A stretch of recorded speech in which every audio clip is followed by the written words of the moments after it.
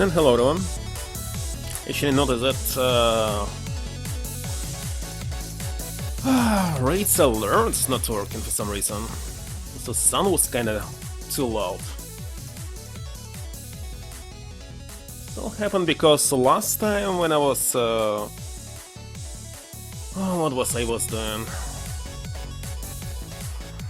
Updating Windows, it just simply I don't know, start constantly rebooting.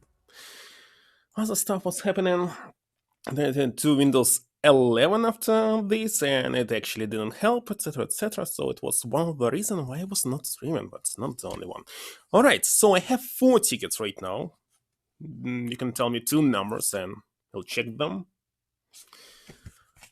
I'm supposed to have more, but I don't remember where I put them. Somewhere.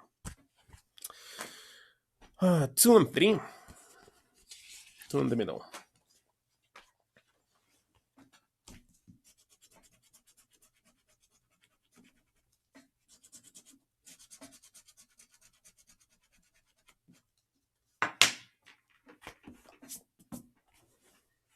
Let's see.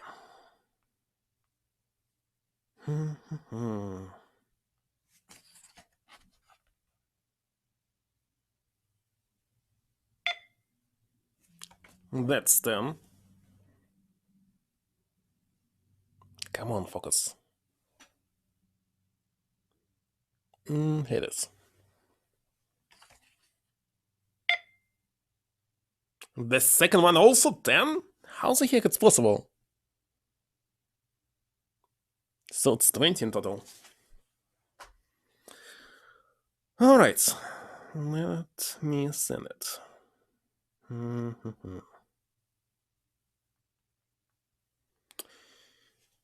Actually, let me start this. I personally don't play mobile games, but this one, I think I must play it.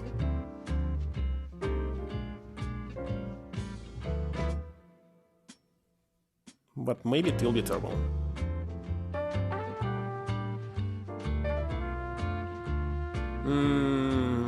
Let's see where you're here. On this, right.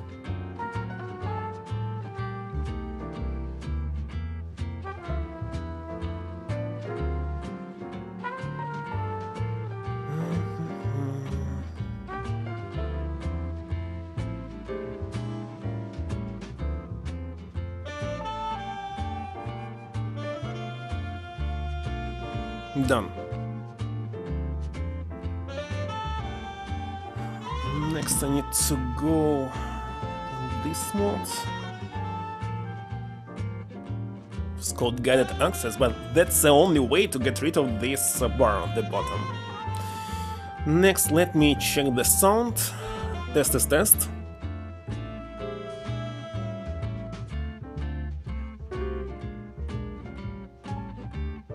Well, I believe it's working. Let me check one more time.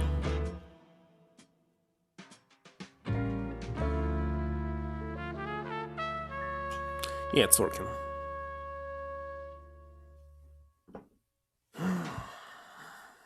So, I'm playing it not on my phone, but on a tablet, which is actually not so powerful as my phone, which is kinda strange.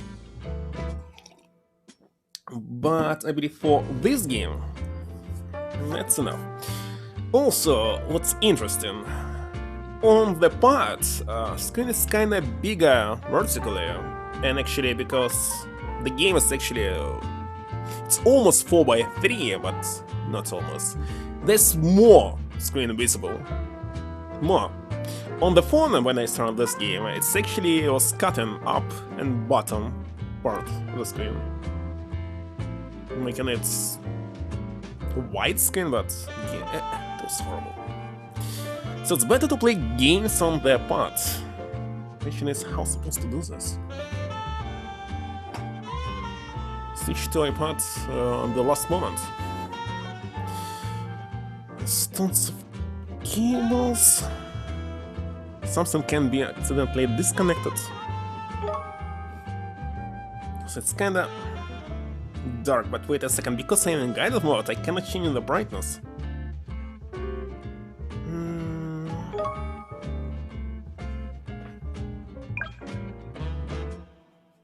Yes.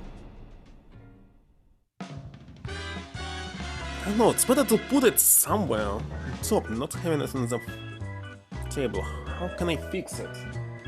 Hold on, I have an idea. To move it here. Wait a second. Actually, I have this. Actually, put on my consoles on it. Because sometimes I can overheat on the I don't know, rug, carpet. Alright, it's kind of better.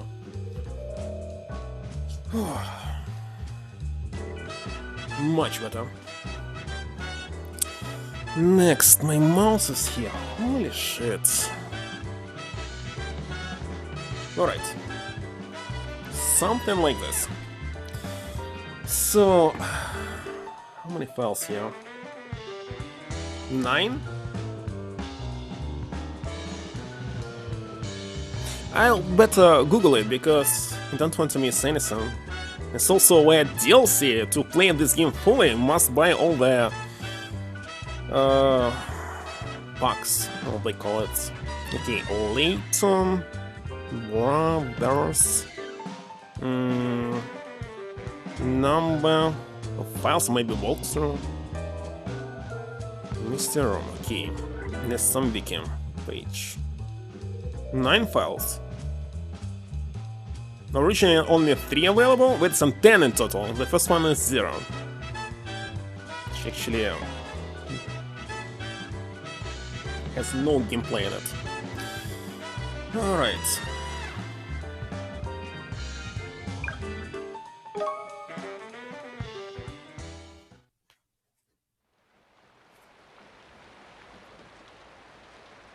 Four years on and still it's smart? What? Wait?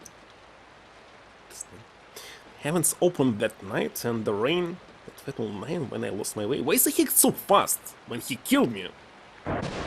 You're talking, you actually not killed. Was not killed. Detective Constable Baker? Are you paying attention? I'm not. My phone actually brighter than the screen. Change it. So yeah, Deputy Commissioner.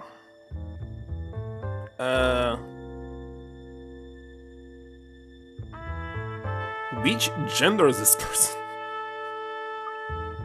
Am I miles away? Hello, can see you on my phone. 155 consecutive streams.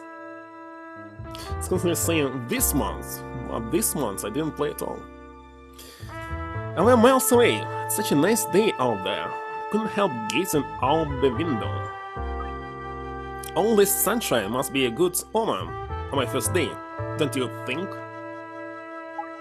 It makes no difference to anything. Maybe if you'll seen a lucky red bat.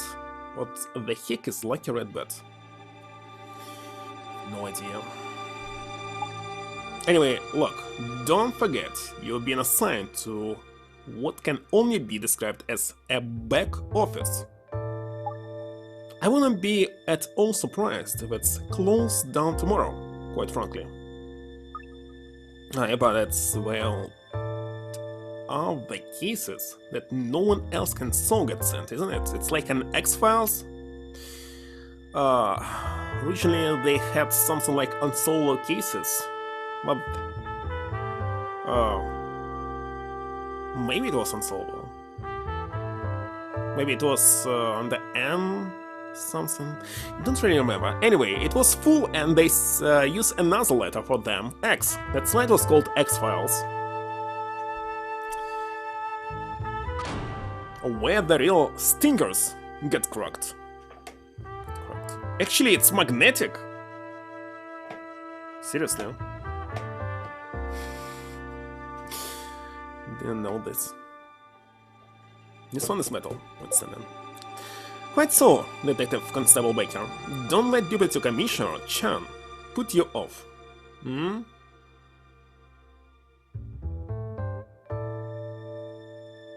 Maybe he actually had one stream, shot one like 20 minutes. Because it's not supposed to happen like this if you attend each one of them. I'm sure you'll do very well there. Maybe it was just a bug. Thank you, Commissioner. You'll have to work very hard to prove yourself, Baker, considering your performance up to now. Now I know I did particularly badly in my exams.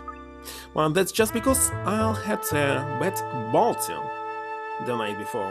What the heck is Balti? What's he talking about? Red bat? Some Balti? Don't worry, Mr. Baker. I'll put you with a very special inspector. He won't let you put a food truck. And there's not an officer in the force who can match his powers of deduction. Really? I'll be working with someone that good, huh?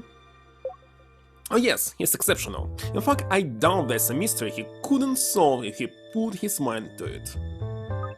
That's grand. I'll get cracking then and introduce myself straight away. Are you sure about this, Commissioner? He's so unstable. Could be putting you in danger. You just have to have faith. For all his faults, I still believe in Alfendi Layton.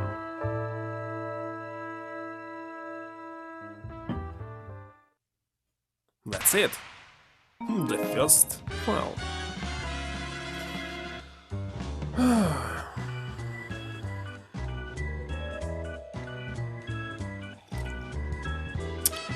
In this case, it's a back oven. It was called freshly baker. Sauce requester. The hand sandwich. Speedrun was 2 hours, but that speedrun, I don't know how long it is. Speedrun 2 hours, for me it may be 15. Doubt I'll finish it today.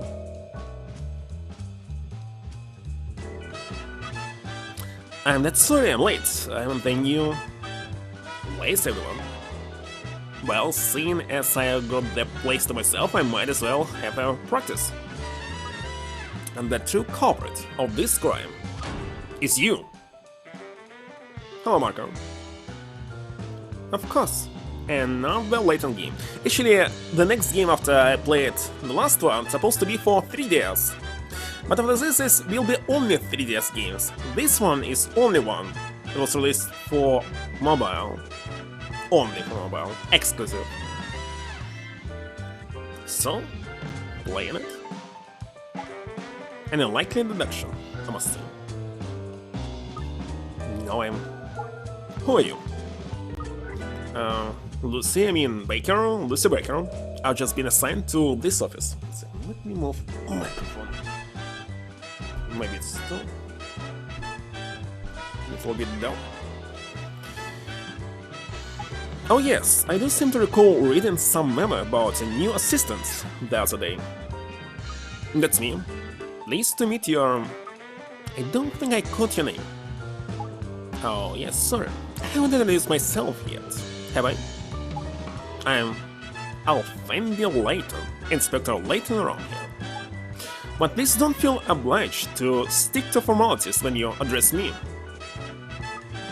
Well then, seeing as you'll be showing me the ropes and whatnot, how about I call you Prof? I'm not entirely sure that's appropriate. Sadly, my father, who was an actual university professor, would not approve. Wait a second, so Professor Layton, his father here? Well, you did say there's no need to stick to formalities, didn't you? Prof, it is, then. Just bear in mind that I haven't yet decided if this will be a permanent position for you or not. A rather interesting new case has just cropped up, as it happens. The perfect opportunity to prove yourself.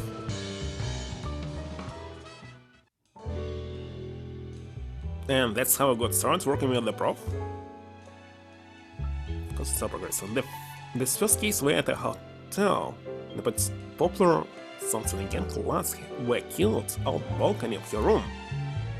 Why the heck it's so fast? There were 3 suspects.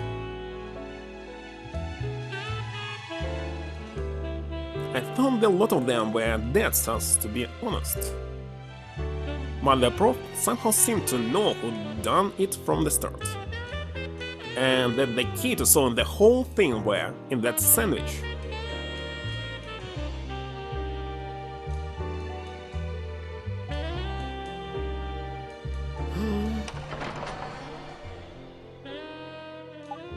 Let me talk you through the case. It happened just a few days ago at a hotel in a very busy holiday resort. It's a swanky-looking place. Yes, it's a 5-star hotel with a wonderful sea view. Unfortunately, on this occasion, it was also the scene of a murder. A murder, huh? Yes, the victim was a woman by the name of Sandy Aldrich. 23 years old, murdered while on holiday with Laura. A well-off and well-to-do young woman whose immaculate appearance will light a checkered history with the opposite sex? Is it really a game for little children? Though she has stayed at the hotel alone on several occasions, this time she was with her lover. On the afternoon in question, Miss Aldrich contacted room service to order a sandwich. It was the bellboy, Mr. Zack Carrier, who brought the order to the room in the first suspect. At Miss Enwich's request, he took it out to her on the terrace. After Carrier left the room, a man claimed to be Miss Aldrich's lover turned up. Claiming to be? Yes, this when gets a little complicated. You see, the man who turned up at the hotel that day certainly refuses to identify himself. Sounds pretty guilty if you ask me. He let himself in using a keycard that should send him. So he never saw or spoke to the victim in the room then? If you believe his statement, yes, that's what he's saying. I don't know. Withholding his identity, that's a dead fisher. Yes, anyway, let me tell you the rest. This supposed lover of Aldrich put the "Please make up my room" sign on the door handle as he left. Now bring us to the next suspect, a hotel cleaner who saw the sign and went in to clean the room. I'll check him. I did not. Quite the opposite. I used what was called color oops. So I was doing a tile job at my showroom, and I got some cement on my hair, actually right here. So I googled how to actually remove it without actually cutting my hair. Found that you must use color oops, and I don't know. It simply bleached my hair. It was much worse at the beginning, because it was super yellow, very unnatural. So I found some correction shampoo, something like Goodbye Yellow, and another one, don't actually remember, but two of them. Use one for several days, use the second one several days, and it's done. Like human. I also bought semi-permanent color, what was called, just for men or something, but I didn't use it. Because it's semi-permanent, so not sure. Maybe I'll use it to make it a little bit darker. But so far it is. Game ready. Actually, right now the stream is like in test mode, because last time when I was trying to stream it was constantly rebooting my PC. So updated to Windows 11, it didn't help. I switch SSD with another PC, so now it's working. Actually, the other PC is also working, so the problem I don't know. So maybe when I return from Kazakhstan in several weeks, I will put return back this readings. A new request. But soon it will be something like business trip, because it's not a leisure trip. Just need to go there. Ancient Roman for PlayStation 1, I can play it actually without any requests. After Layton game. So really, after this game, I'll switch to PlayStation 1. So, we'll send myself a message.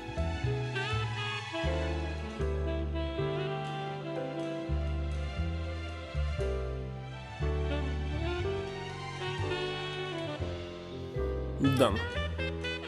Hate it? I don't know. Usually I don't hate PlayStation games.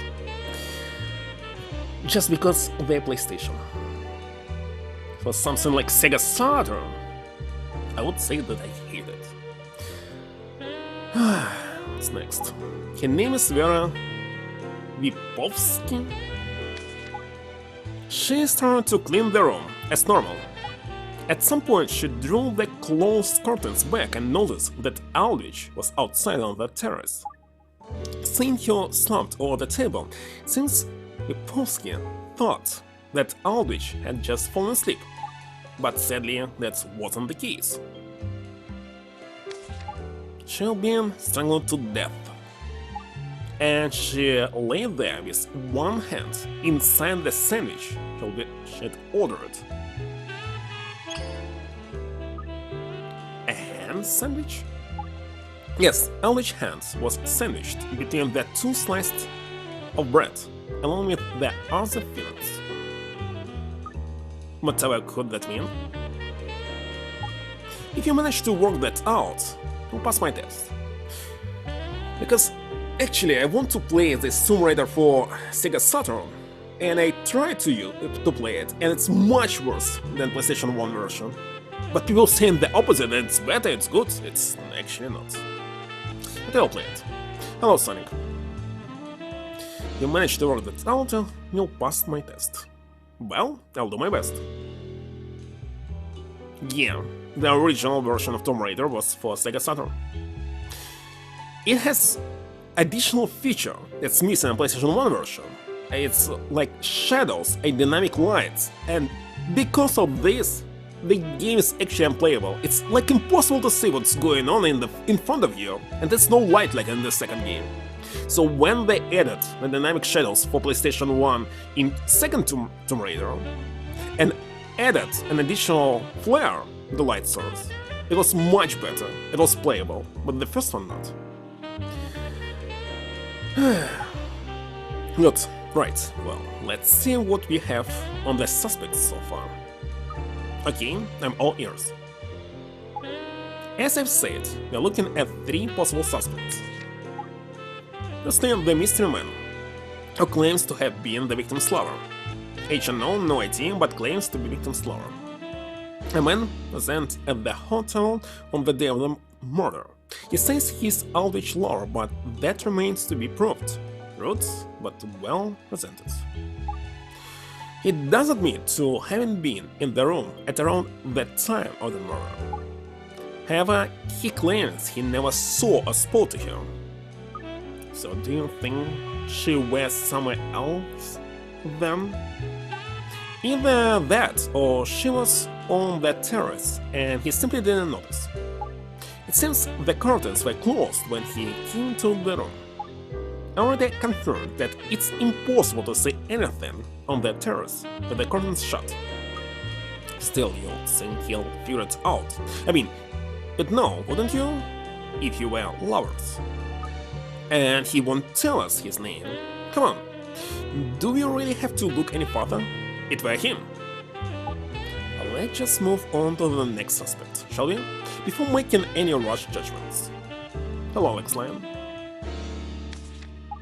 So, the bellboy, Zach Carrier, he's the one who brought the sandwich the victim had ordered to her room. Layton, bellboy at the hotel, the efficient and it's a diligent worker, well trusted by his employers.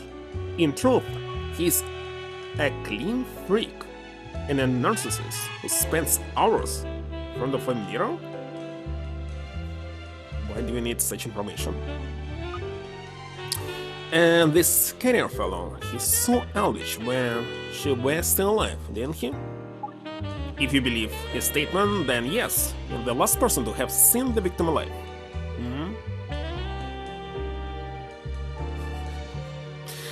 On the photo, it was before I used the correction shampoo, actually. So it's kinda different. Why is my photo?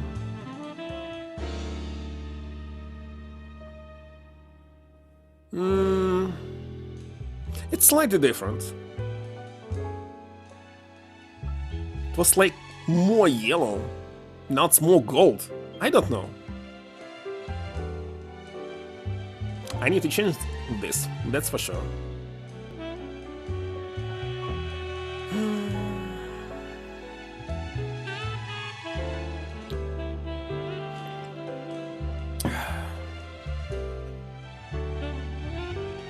Actually, the ones that I used, I can show you the product that I used. How it was called one more time? Color ropes. Maybe I used the wrong one. So, it states. Why is it here? I cannot zoom in on it. Well, it will be in low resolution. This one! It stated that it will remove any car, and people on the internet were saying that it can remove cement. It did remove it, but why the heck? Made me blown. I don't know. Also, I use it for only something like 15 minutes. It will say that maximum amount you can use it for 60 minutes, but for me it was just 15. No more. I believe his statement. Yes, he is the last person to have seen the victim alive. Saying that's worth double checking then, Finally, the last suspect in the cleaner, Vera Lipovsky. Hotel cleaner and mother of 10. Considered by all who know her to be an absolute rock.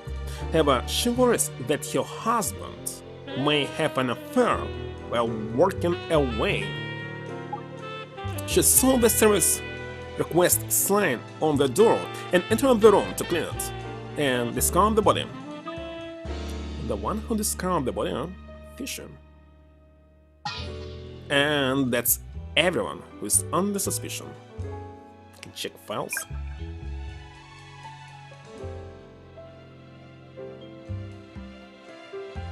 Wait, isn't this also statements? It looks like it's another Ace Attorney game. Not Layton. I went into the room, but I had no idea Sandy was out on the terrace. Maybe they'll explain at the beginning. Subtutorial, how to use it. How could I? The curtains were drawn shut. When I entered the room, there was a strong smell of scent. Smell of scent? It wasn't Sandy's perfume, it was the aftershave that bellboy I passed in the corridor doors.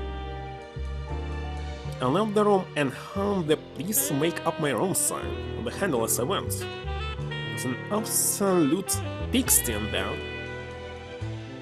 When Mrs. Aldrich had called room service, she wanted to eat on the terrace, so I took her food out of the table? What? She shared my passion for a crime fiction? Had a lovely conversation on the topic?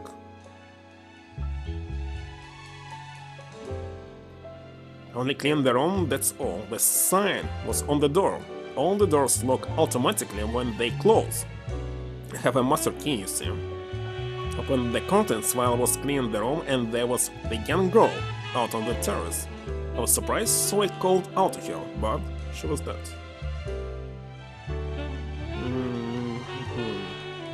Alright. I already checked the files. The most intriguing thing about this case, of course, is why Aldrich hands ended up in her sandwich.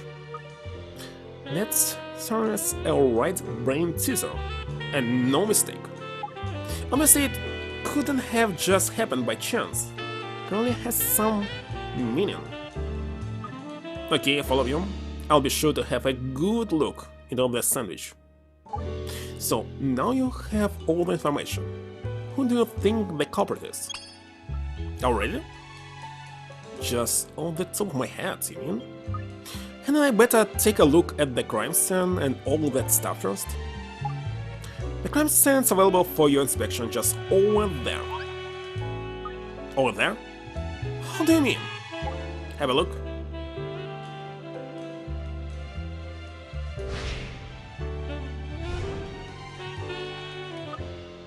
Heck, bro, not this. No, seriously, it looks more like Ace Attorney game than Layton.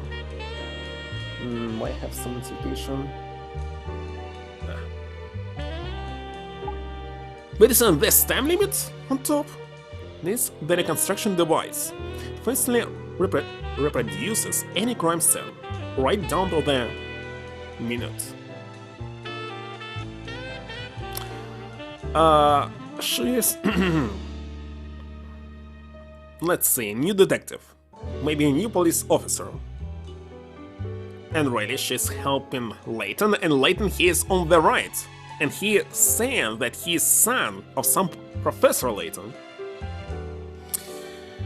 Sadly, I'm playing games out of order, because the next one's supposed to be a 3DS game. Maybe there would be some explanation there what's going on. I have no idea. completely eliminates any need to leave the office and travel to the real scene of the crime. I had no idea modern policing were so advanced. Well, actually, you won't find a machine like this anywhere else. It's one of a kind. So, shall we get down to the actual investigative business now? I'm expecting a visitor soon, so I'll limit you to 5 minutes, I think. Why does it exist time limit? Hate it. What? Just 5 minutes? Not worry, Lucy. I am well aware it's hard for you to determine the culprit based on your current knowledge of the case. Why don't you tell me what your gut instinct is, first of all? Who do you feel like the criminal is? Listening to your hunches is a vital part of the process. Now that, you'll start making some deductions. Understood, bro.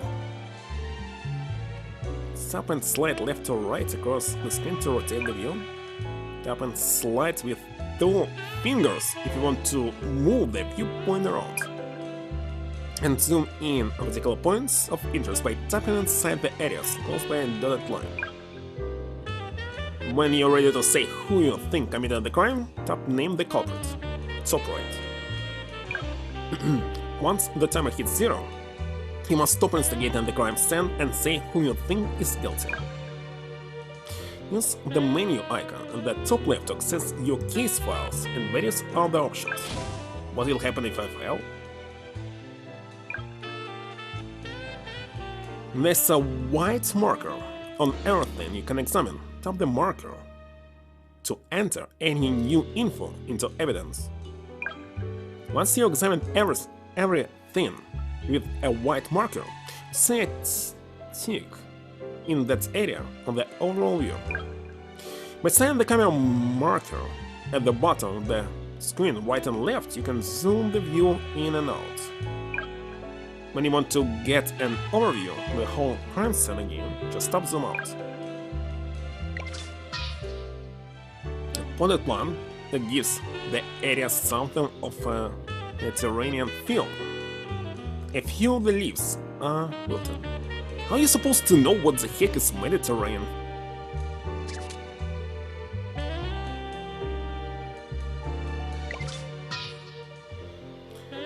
High-quality tie made of silk.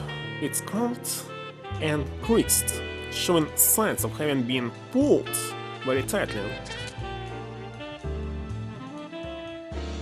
Wait a second, cannot move screen here.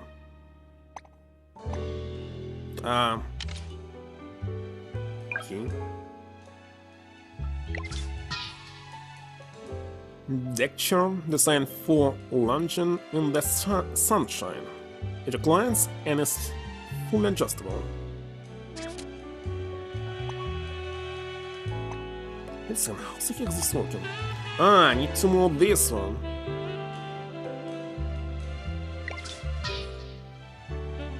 Black are curtains that block out all daylight. When they are closed, it's impossible to see into the terrace from within their room. A large, full-height window that offers an uninterrupted view of the coastline. It was unlocked at the time and has enriched colors and Povsky prints on it.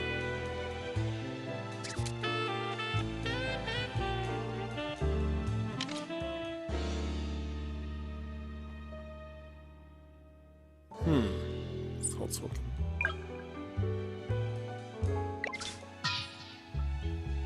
The dead body of Sandy Aldrich. The cause of death is posterior strangulation with this a long, thin, strap-like object.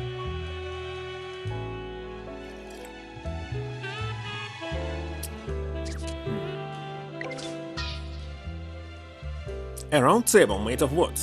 Though simple in construction, it is well made and sturdy. A breaded and fried fillet of white fish that's covered in a pickle juice, usually part of the sandwich, but removed for some unknown reason.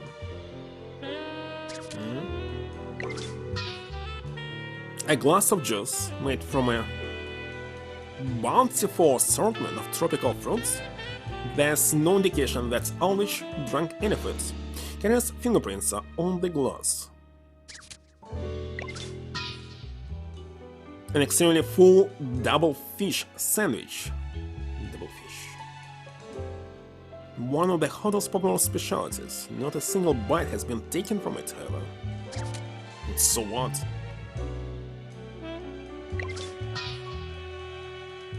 A copy of the receipt for the sandwich and juice. Signed Bosco Phelps? But the handwriting is Aldrich? So her lover is Bosco Phelps?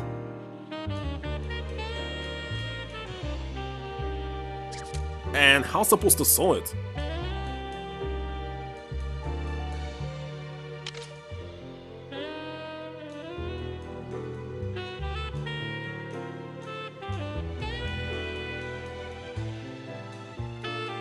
This information is not enough.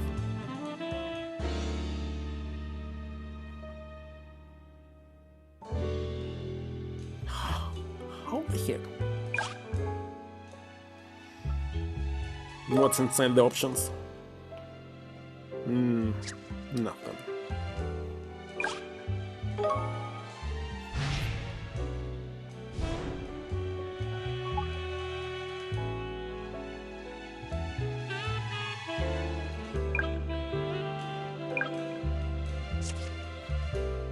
How should it help me?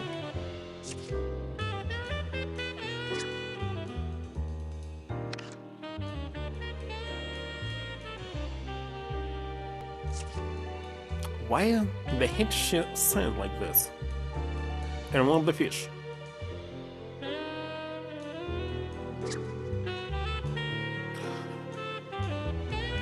She was trying to say something? Indicating that it's supposed to be a fish? Handfish?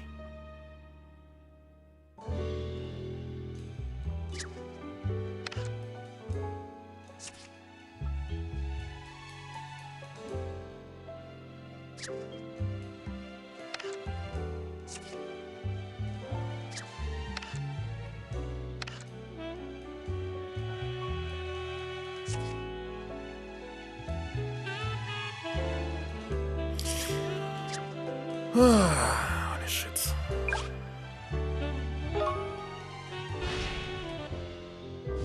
Go check through the files, but of course. If you ever get stuck, my advice is to come here and go back all the information you gathered. Okay, so his name. What? If you ever reach a dead end in your investigation, try the hint icon, the button. It's better not to use it. By the way, you can see the bug on the bottom, top right. It is a bug. It's some useful extra info about what you're currently looking at. What a nice bug. I believe it's not possible to see it on the phone, only on this tablet, because on the phone it's actually this part on top and bottom. Simply cut out.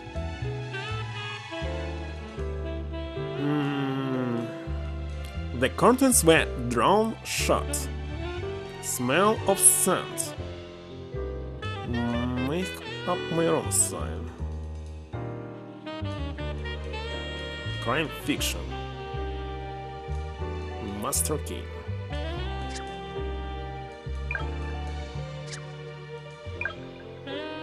Blackout curtains. Window. Potted plant. What the heck is this high quality tie? It's a moral weapon?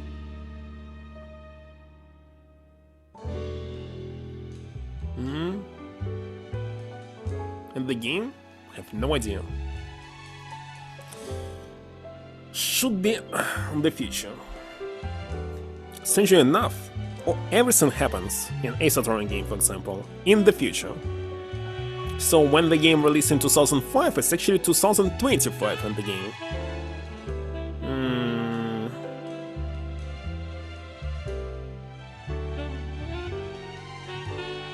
any explanation?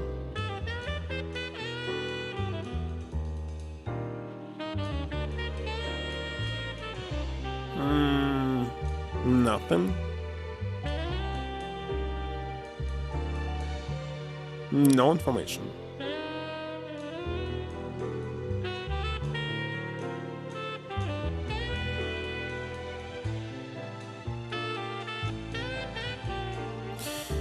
Anyway, my goal right now just give the name. What do we have? A white fish. Bosco Phelps. I have no idea, I'll tell you. Just select any of them. So let's hear who you think is the most suspicious. Here.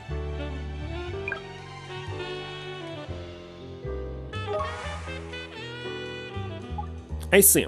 And what's your reasoning? Well, the fellow won't even tell us his name. For goodness sake, that's us.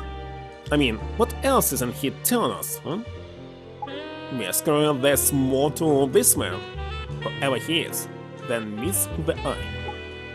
But that alone isn't enough to prove anything. No, suppose not. Do you have a better idea then, Prof? Do you think you know who did it? Oh yes, certainly. According to my deductions, I'm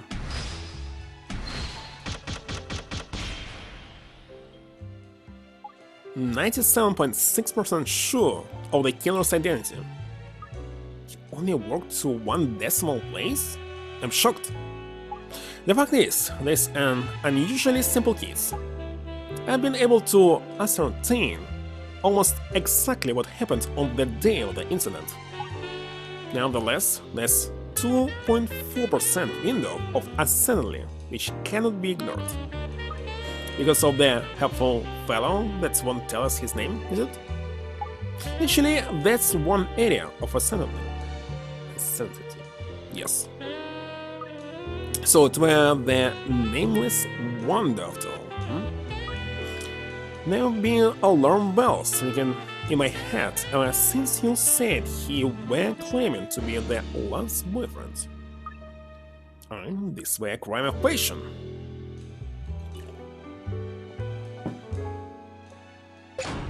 A what? Who said anything about a crime of passion? Come again? What? Fool? I can't select the response? What? It's him, the killer! What the heck? What the heck is supposed to press here? Killer? You better not be calling me a killer later. Slender? They didn't explain the gameplay here. So listen, I neglected to tell you. I was interviewing this man earlier. Alright. What's the problem with me, huh? What have I done wrong? Well, Mr. That's right, I don't know your name. Who are you? Hold the information. That's what you've done wrong. You've done somewhat you want to hide. Hiding the guilt? Who are you? If you haven't got the brains to see why I'm doing this, I'm sorry for you.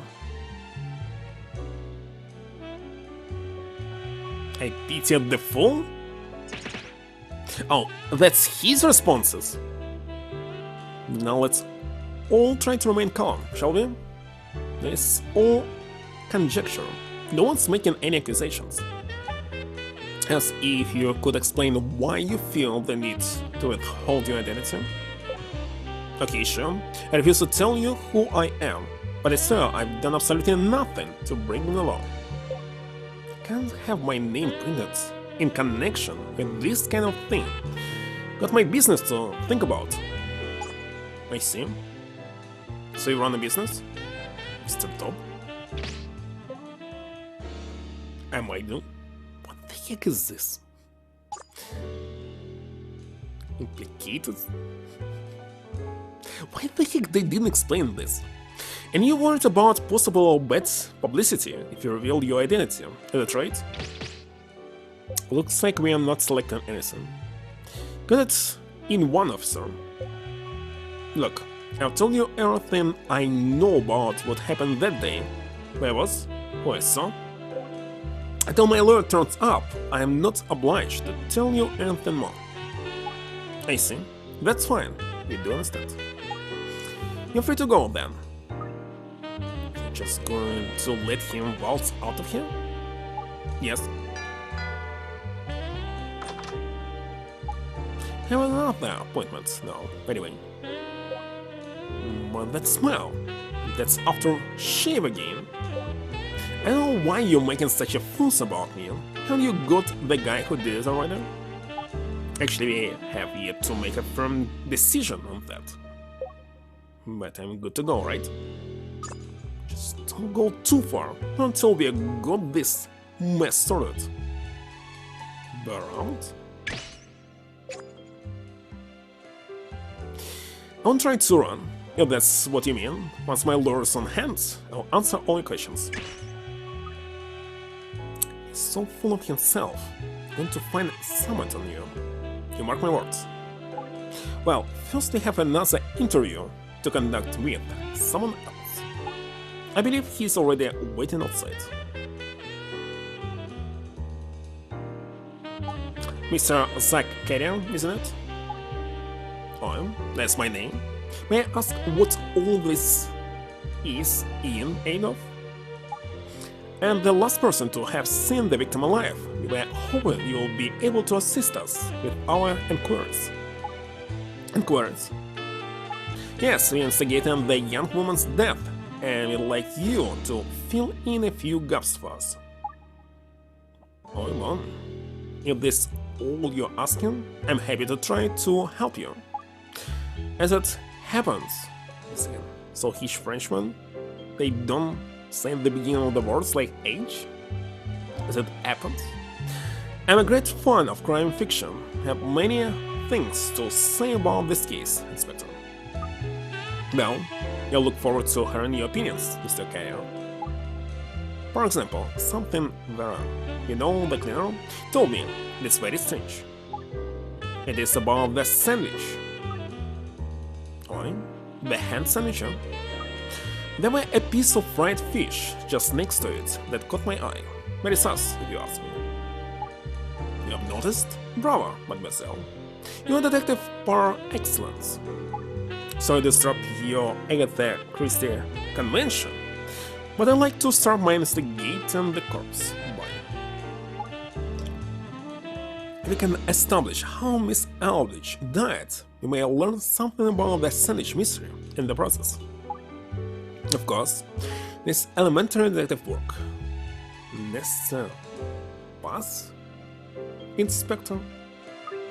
Great idea, Prof.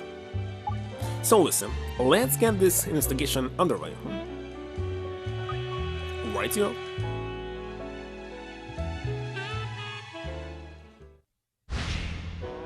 Deductions. What's all this then?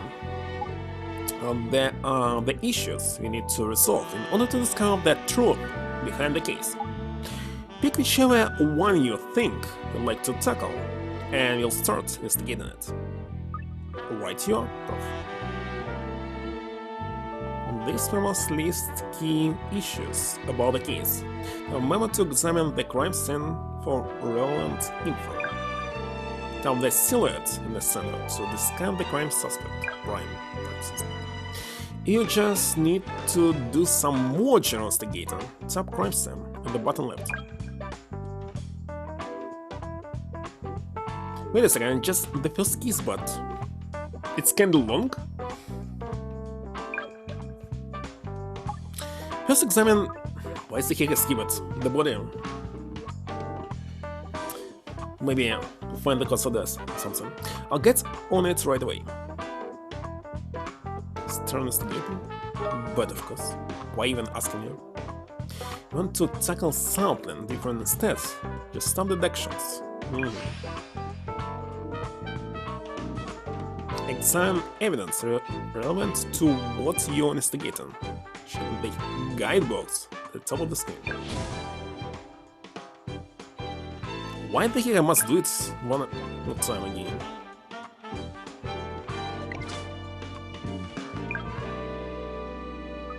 So this is Miss Enrich's body. It looks like posterior strangulation. You're familiar with the terminology, are you listening? You know what posterior strangulation is?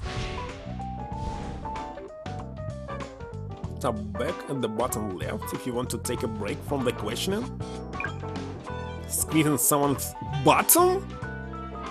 What? Rattling from behind, stabbing from behind, thumping from behind, what? It's supposed to be something from behind, but not stabbing. What is throttling?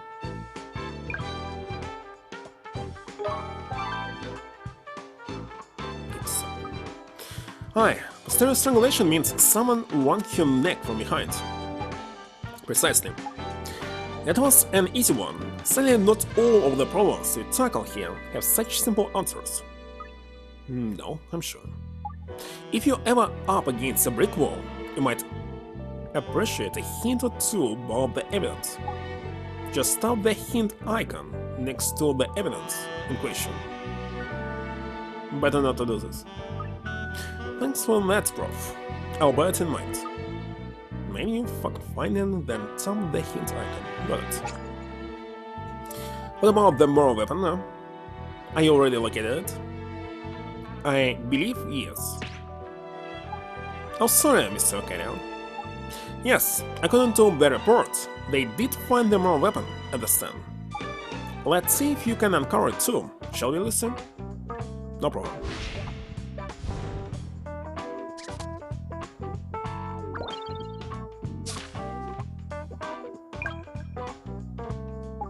An examination of the body showed that Miss Aldrich was strangled with a long, thin, strap-like item. The moral weapon should be on the stand somewhere, so that's what you're looking for. I'll find it, Prof. Don't you worry.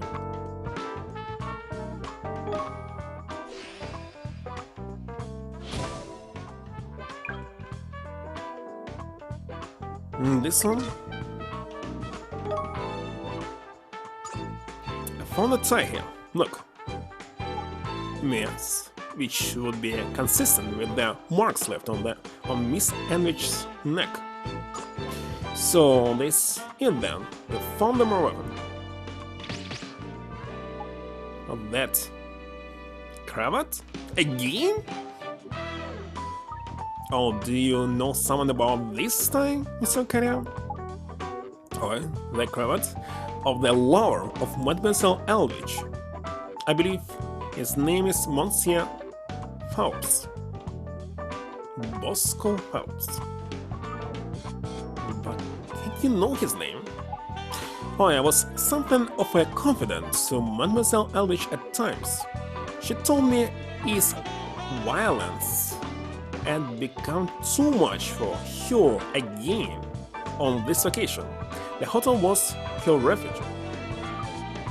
Give over. I apologize for not saying this before, but I am not comfortable to speak of the private matters of the clientele. Now I wish I had not been so highly principled, and perhaps a life could have been saved. Our best call Hell's Beacon, Prof, with this new info. Perhaps let me just mull it over for a while. First we should tackle this case's biggest mystery. The hand sandwich? Yes.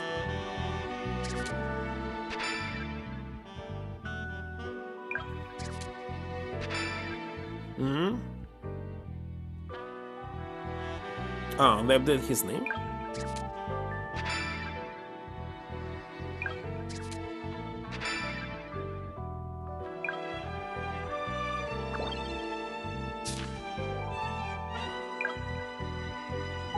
The victim's body was found with her hand thrust among the ingredients of the sandwich she had ordered. That fusion that. That's of vital importance. Let's examine the sandwich first and foremost. Then we'll try to establish what your hands being inside it is telling us. Why is even a question? Do you want or not? I tap on it. So this means I want it.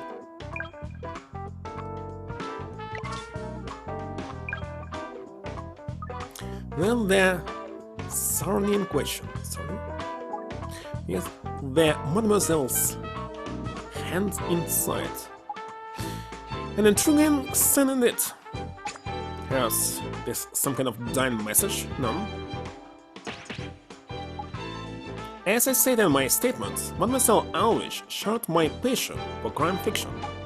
The idea of a murder victim leaving a dying message would not have been strange to her. You mean like some sort of clue to the killer's identity? How exciting! A message? That's an interesting idea. I'll just adjust things so you can examine the sandwich in more detail. Excuse me a moment. There. Now I'll be able to have a more thorough look at it. So, are you ready to examine the sandwich again? Let's get stuck in.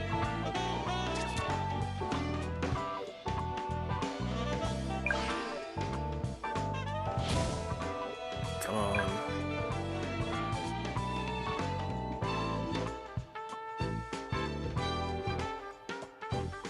Holy shit. Salted and smoked slices of salmon. Cut very thin. Fine. Whatever. There are a fair few slices in this sandwich, adding to the overall volume.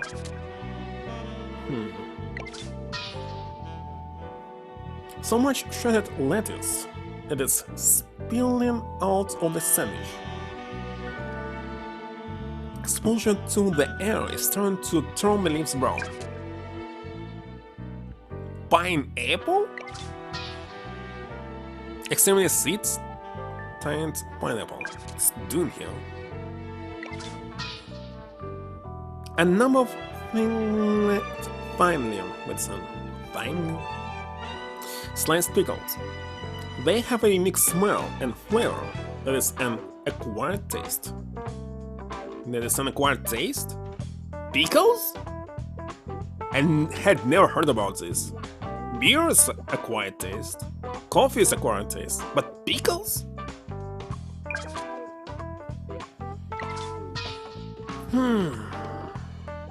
Nikon's left hand, placed inside the sandwich with all the fillings, mix of pickles.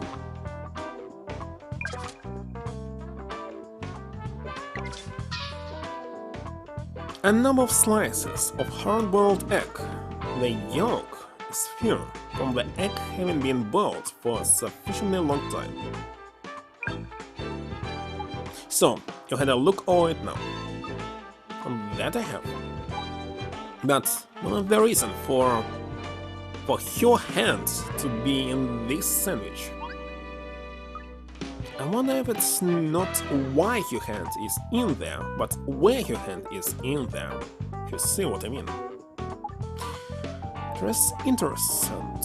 Apart from your hand, it is a sandwich of pickles, egg. Yes, let's take another tack.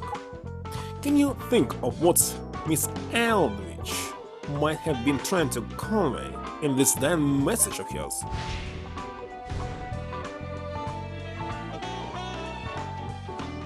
The killer's hairstyle? The killer's job? The killer's name? The killer's build? I have no idea!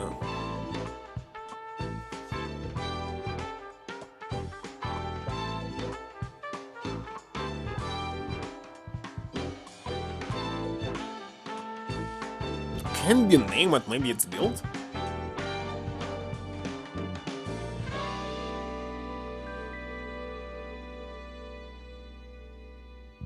Hairstyle?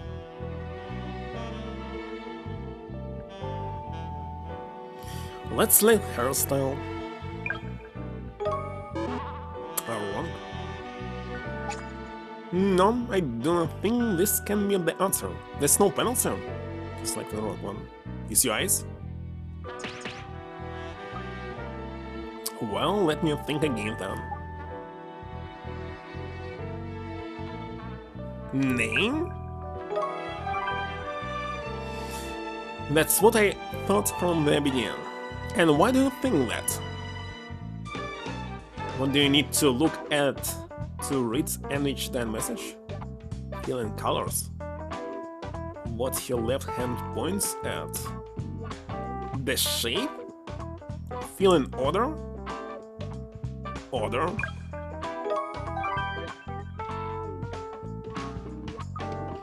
I got it. By heck. Whatever. She's spelling out the killer's name with the feeling of your sorry. Of course, the first letter of each of the ingredients, magnificent. First we have pickles, then your hands. Egg, lettuce, pineapple, and finally smoked salmon. So we do. Whose name does that spell out then?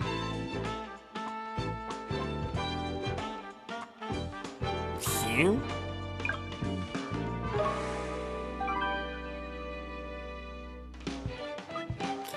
I've not had to read a story before, but this one spells off Phelps. Well, it's simply impossible. If you're struggling to death, you have no time to spell someone's name with ingredients. So the killer's actually him. This bellboy. She was trying to tell us it's where your boyfriend, Bosco Phelps. No question.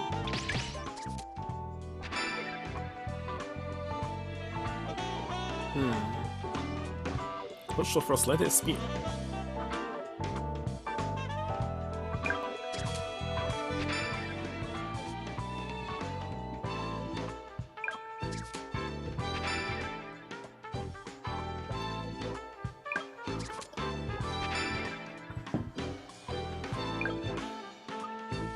That doesn't have to take a long time, updating the files like that.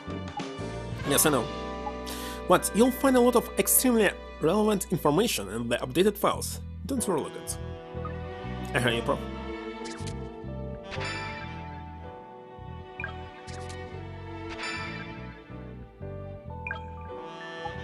It seems we have identified the killer. Bosco Phelps is guilty of murder. Obviously not.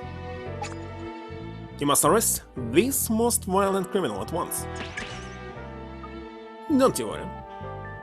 Well, it seems we reached a conclusion then. Thank you very much for your assistance, Mr. Carrier. It was my pleasure. I always like to help to see that justice is done. Thank you very much.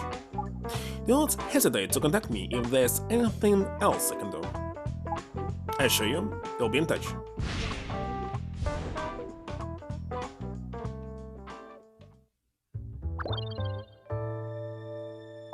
So, we know who the culprit is now, correct? All sorted? Okay, well, let's just make sure we're on the same wavelength before we move on, shall we? Who do you think killed Aldrich? Let's see. Zach? It's a carrier, wasn't it? Yes, it was. No one else could have done it. So obvious. You only have to look at the heavily contrived dying message to see it. Aye, it were a bit too good to be true, huh? You did realize that, didn't you? Yes, of course I realized. I'm a detective for excellence. I'll have you know. Okay then. Well, let's examine this elaborate dying message a bit more,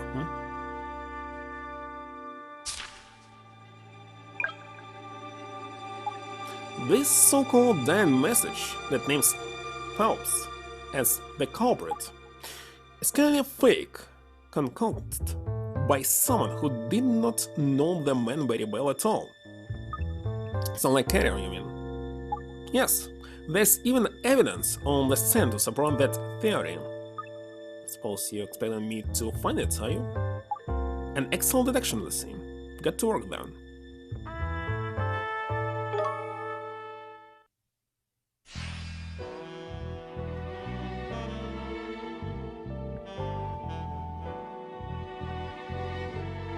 What? Why do I need to use check on files?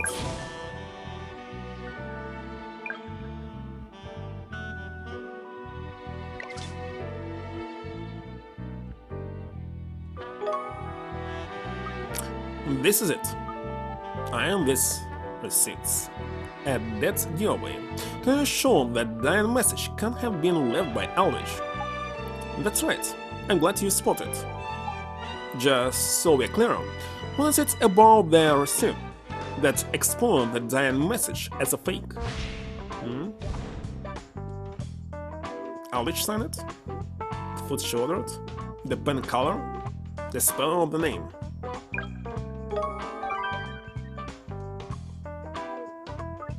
The recept's been signed by Aldrich, but she's forged your fellow's name and written Bosco Phelps.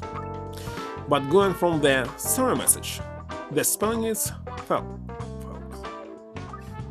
So he got the spelling wrong. Spelled with an F, not a PH. Precisely. And since the receipt was signed by Aldrich, the man's lover, we can be confident that that's the correct spelling. Which proves that the Diane message isn't sandwich when Aldrich work at all. That's right. In the interest of being thorough, could you verify the correct spelling with the man himself? I'm sure if you explain why it's so important, he'll cooperate with you. Do it with me, Prof.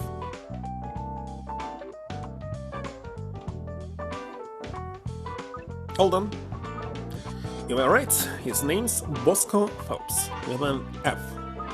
Once I told him what were going on, you were actually very helpful.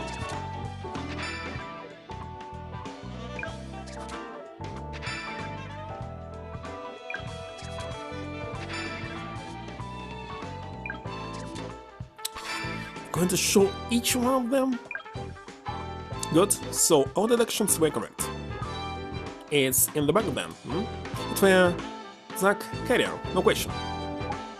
Almost no question, but yeah, yet to find some truly decisive evidence. What we need to focus on now is find evidence that he was the one who actually killed him. What about motive? Why?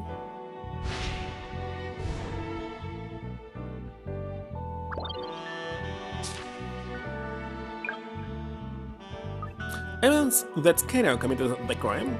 I don't know where to start, really. Well, the sandwich is the most glaring contender. Right. That's why I had to create something that looked like a damn message, wasn't it? If you wanted to incriminate Phelps, there's somewhat more obvious message, wouldn't you say? Oh, now I think I'm starting to see what you're driving at. Good. The evidence is all right there.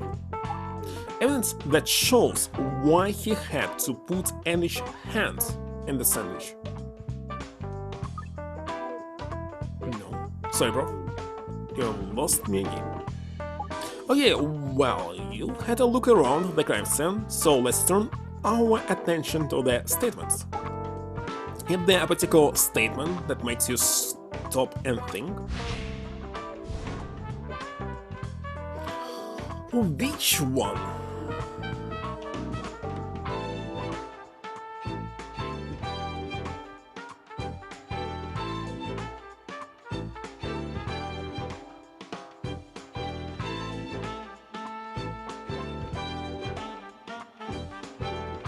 I actually have no idea.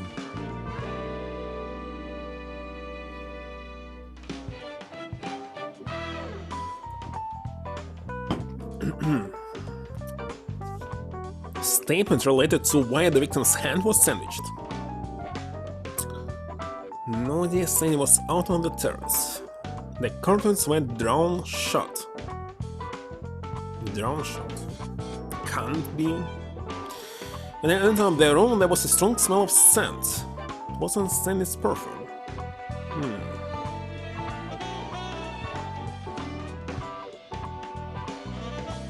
And so what?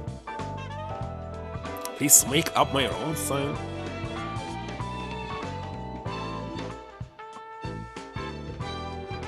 It's cold from Sarah. She wanted to eat on the terrace. By the way, there's contradiction. He took her food out of the table and immediately left the room. But there's another statement that they spoke.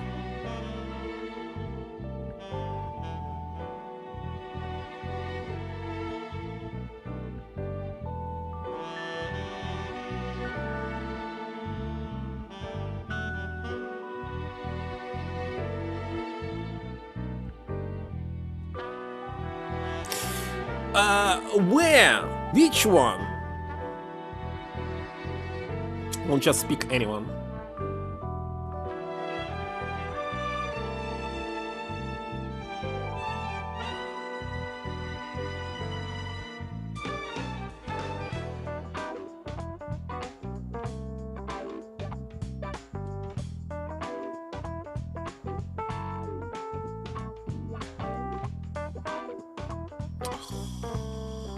I don't know.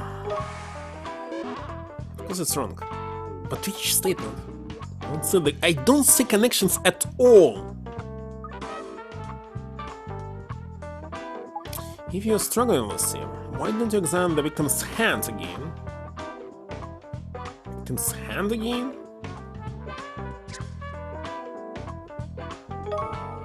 How supposed to look at it?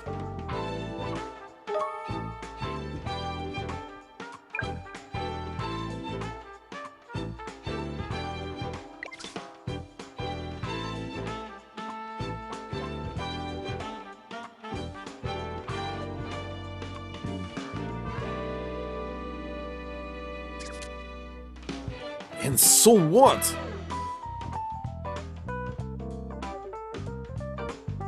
Well, there's something black on it, but maybe it's a shadow?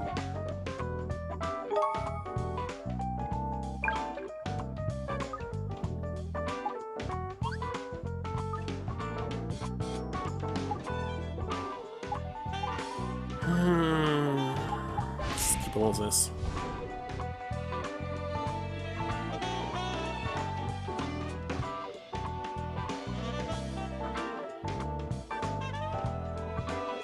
Smell of sand?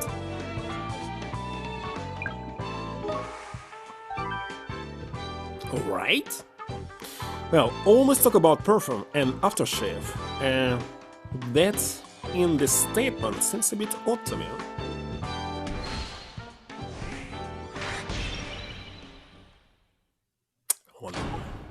That's it, Lucy. It is. Explain later. Call Carrier back here, would you? Quick as you can. Consider it done.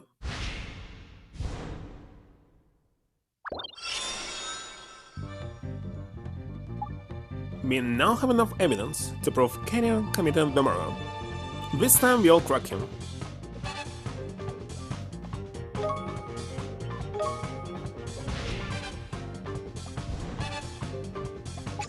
I'm surprised you have asked me to come here again. You have arrested Phelps now, I presume? No, we haven't, because Mr. Phelps isn't guilty. Pardon? Mr. Phelps didn't kill Miss Aldrich. No, the real killer is... the deductions? Why should I?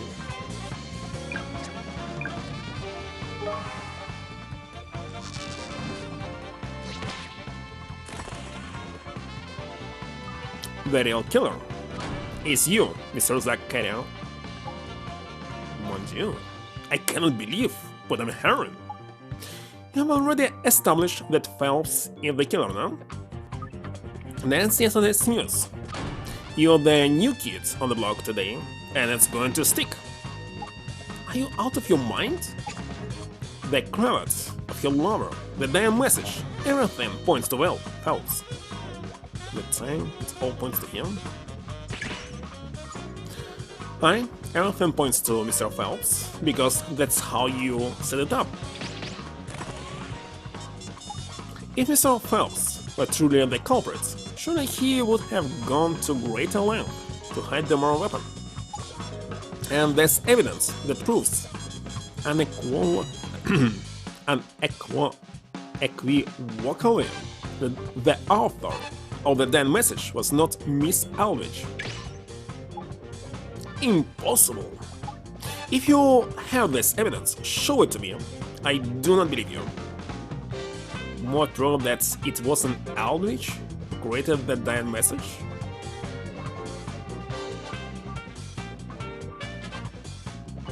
Still a full double fish sandwich? How many? Not much.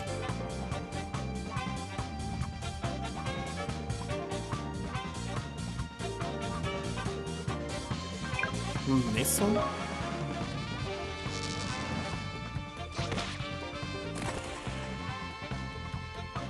This is him. It is the proof. It is the receipt of the room service, no? Exactly. It was I who gave this paper to the woman in the first place. What can this possibly prove? Have a look for yourself. You may notice it's signed Bosco Phelps. And... Hey, you've seen it now, haven't you? Phelps is spelled with an F, not a PH. And the signature was penned by Miss Aldrich. It's hard to imagine she would have got the spelling of your own lover's name wrong. In normal circumstances, you're right, of course. But the sandwich was Miss Aldrich's damn message that she has created while she was being murdered. But there was actually a fish here, additional one, so with F. In these circumstances, it is no surprise that she has made a peptide. What error? What scheme is this? She was in panic. Wait a second, salmon is also a fish. True, that would make perfect sense. But if Miss Aldrich was in a panic, then something else she did doesn't make sense at all. And what is it? A certain piece of evidence should make everything clear. Lucy, do you know what piece of evidence I'm referring to? But of course, fried fish.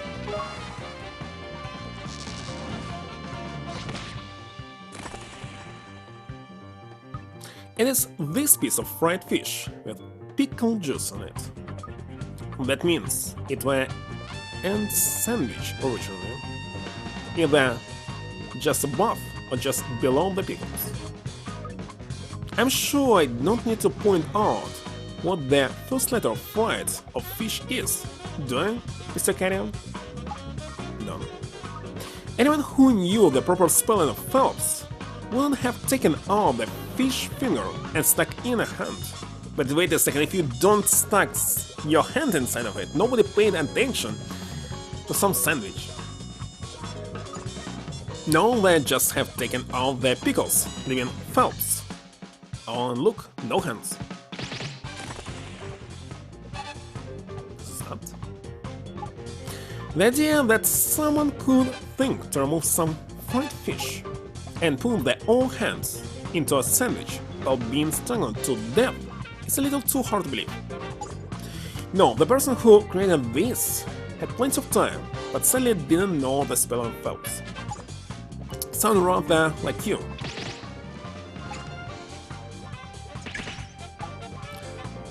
Perhaps it was not Mademoiselle Aldrich who left this damn message. But we have nothing to prove it was me who killed her. Nothing.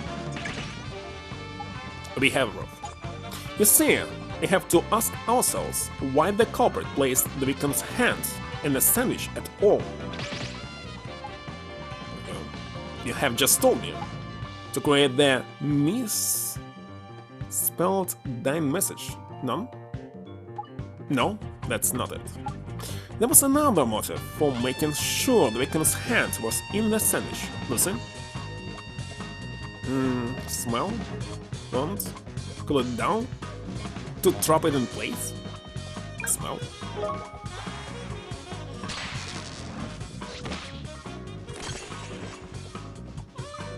You wanted to mask the smell of your aftershave. That's where on Miss Aldrich hand. Mr. Fowle's statement confirmed that you frequently wear a very strong-smelling aftershave. While you were talking, sure, I bet Miss Aldrich were grabbing at you, getting that scent all over your hand. So you need something to disguise the smell. You put your hand in the sandwich so it would get caught in pickle juice. But you knew that the victim having your hand in a sandwich would raise too many questions. So you created a diversion in the form of a damn message. None? None? That's your fantasy. You have imagined everything. We have a problem. If I'm not mistaken, Miss Aldrich must have left a mark on you. A wound where she was grabbing at you when the aftershave rubbed off your hand. You have no basis to say this. Can you see such a wound, huh? Not at the moment, because you're hiding it. You're hiding it. On his wrist, neck, back, neck.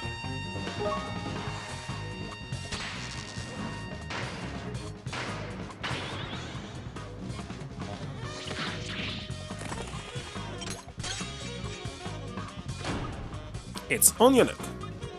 That's the normal place where folk apply aftershaves. On the neck? They are on their wrist? What? It's aftershave! You put it on the place where you shaved. This one, chin. Wrist? Oh my god. And I noticed something about you the very first time I set eyes on you. That unusual way in which you wear your neckerchief. Granted, it is just a theory, but I'd be willing to bet you're wearing it like that to cover up a wound.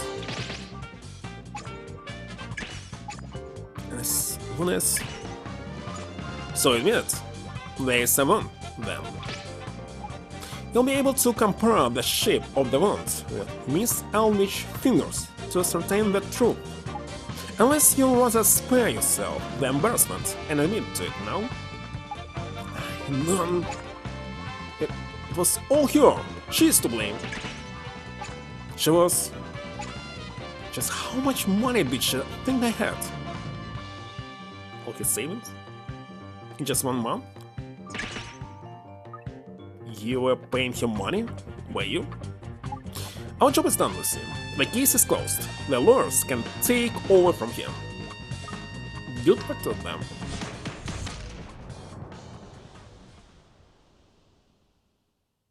So it was not shot. We cracked it. Yes, thanks for all the effort you put in, Lucy. You know, it's well known. But it's a rather exciting place to work. Wouldn't you agree? A bit too exciting. I was wondering, Lucy, if you would like to stay on and be my assistant on a more permanent basis. What? You mean I passed your little test? That's one condition. You have to be willing to learn. I have a lot to teach you. Always happy to learn. Me. Thanks very much, Prof. In that case, for the second time, welcome to London's new Scotland Yard Serious Crime Division Classified Investigation Agency Headquarters. What? Yeah, that's a bit of a mouthful. An agreement. It's a highly inefficient name. That's why I prefer to call it the Mystery Room. That sounds that good? It does.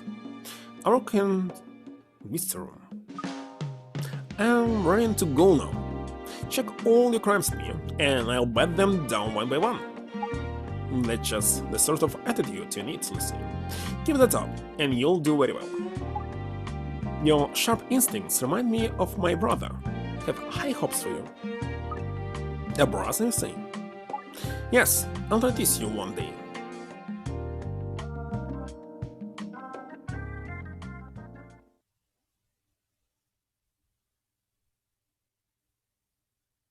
Hmm? Yes, that's right. I was seeing a young woman there. She's completely inexperienced, but of course, continue to keep a close eye on things.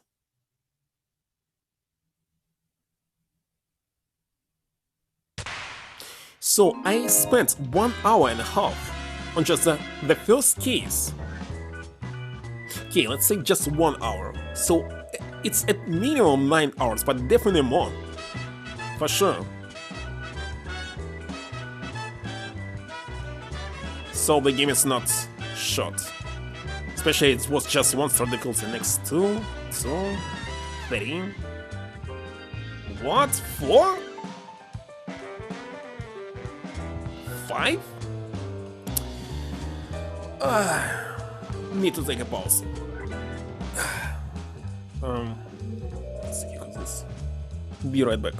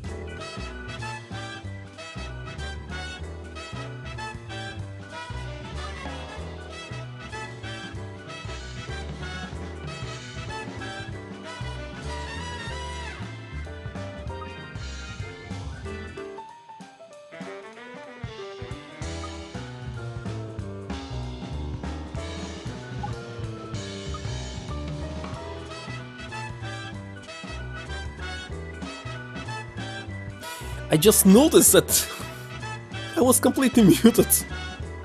So kind of idiot. Well, I'm not going to restart all of this and read it. It was all on screen. That's enough. He's made a statement already, but I'm saying there's more to it than meets the eye. Can't abide the thoughts. I can't abide. Why the heck it didn't work? Wait a second. So when I press on the button, it's gone mute. It's working fine. I pressed the stupid button. Why the heck I was muted? Can abide the thoughts of the keys being closed before I've dotted all the I's and crossed all the T's. So you want the prof to look into it and figure out what's niggling you? And that's it? Yes. Would you mind, prof? I'm not sure I like you calling me that, Florence. If that's your only objection, so I presume you'll take it on, prof. You promised to Wayne that the last time you addressed me like that. Oh, you have a deal. So, where's the file? Didn't I already say I'll send it over? Oh yes, it is. Yes, you'll start investigating this at once. Just know this. If you fail to solve it, I swear I'll keep calling you prof until the end of your days. Listen, you have to solve this case. Failure is not an option. Professionalism will see us through.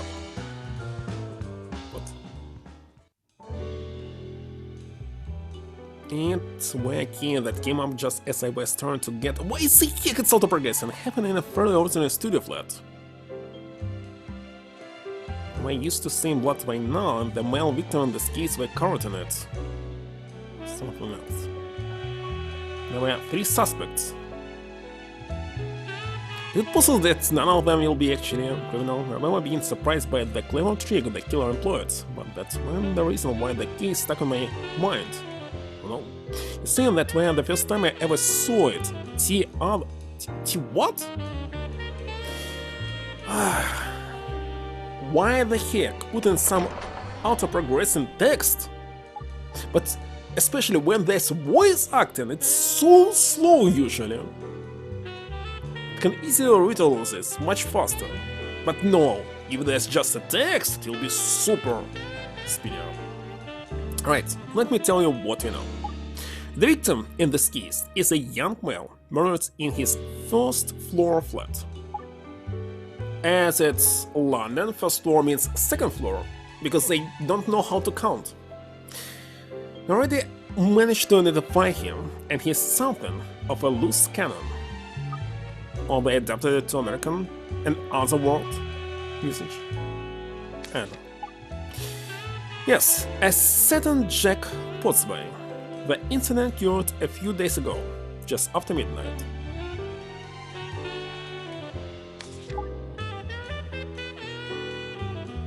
His wife, a woman by the name of Goldie Pottsby Mann, was having a shower when she heard his scream. She ran out of the bathroom to see her husband lying on the floor, and the culprit ran away.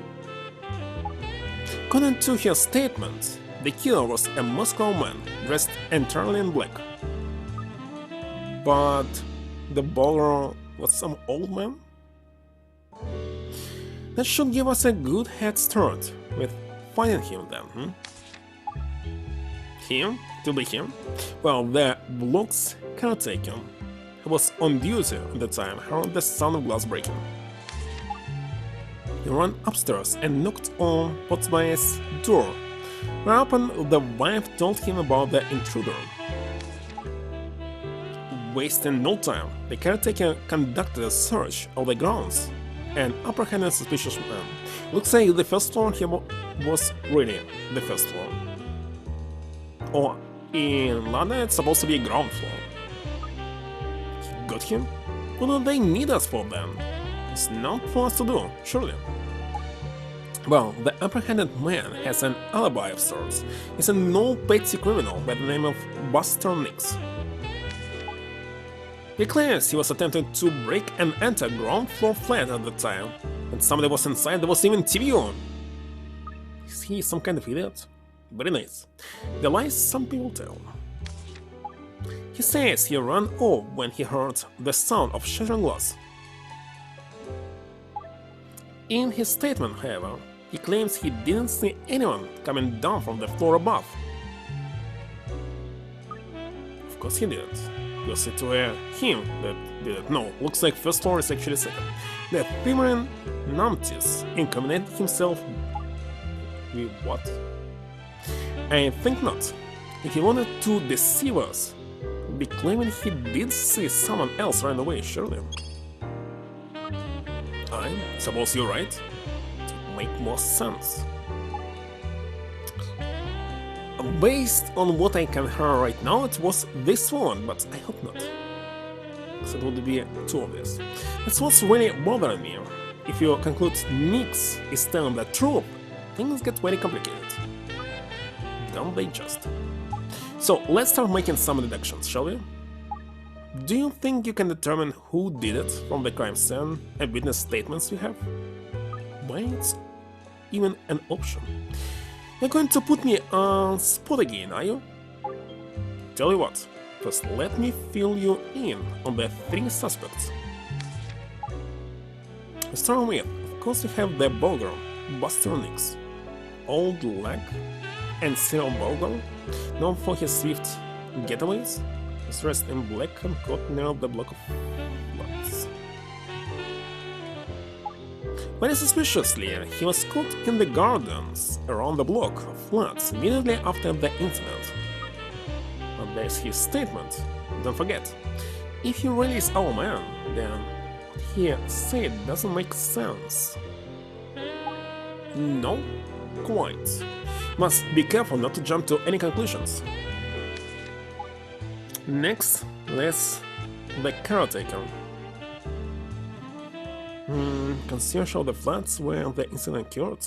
Keen bodybuilder has recently joined an exclusive nearby gym. Can get violent when angered, it seems.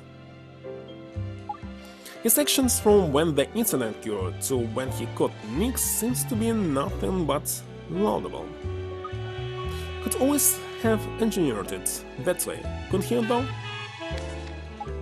Finally, there's the victim's wife, Miss Goldia Potsbeiman.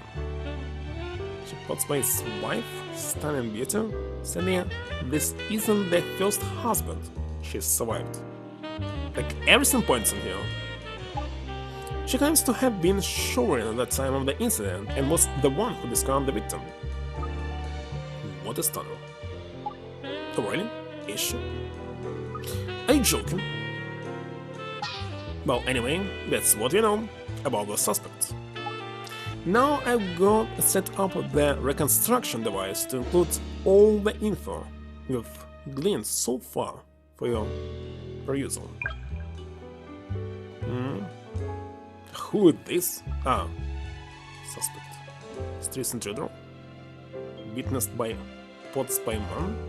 Describes him as a muscular and dressed entirely in black. Why victim is much younger than him? Typical loser? Unemployed with a gambling habit? Why never married in this case? Listen, how can you be unemployed and gambling at the same time? You're supposed to have no money. His good looks were his one resilient feature. Seems he had recently enjoyed a big win. Big win? Oh, that's why. Taking sure her and husband still. Something was wrong. How was he killed in the first place? With use of the balcony? Can't even imagine how he could kill him.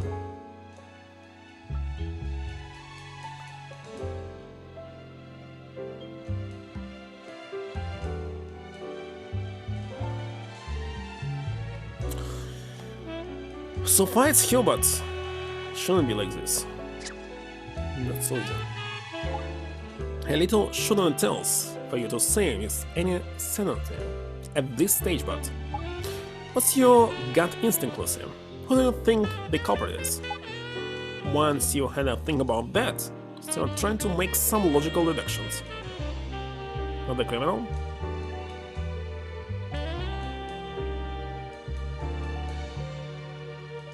And then find the killer immediately.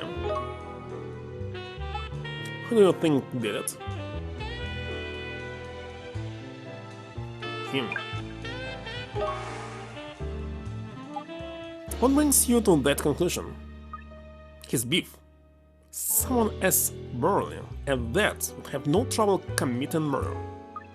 How can he plan to set up Nix for it right from the start?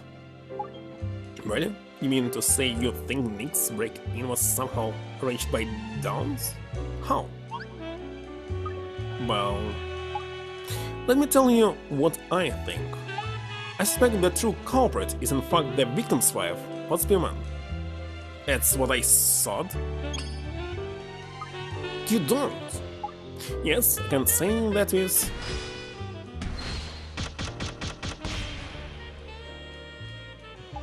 $96.4 sanity. Pretty sure yourself again, aren't you, Prof? Well, there's still an uncomfortable 3.6 band of insanity that we must eliminate. I'll need to speak directly to the suspect in order to clear up one or two loose ends. I see me, man. Our prime suspect is Goldie Potsdam. Why there was no examination of the crime scene? Though it's not officially related to this case, the woman has an extremely worrying history. She's had 3 previous marriages, every one of which has ended with her spouse dying.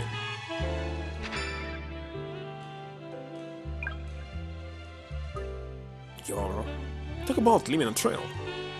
The police and insurance companies investigated the incidents, of course, but they couldn't find any indication of foul play. Maybe she's just that unlucky then, do you think? Let's reserve judgment on that until we meet the woman in person.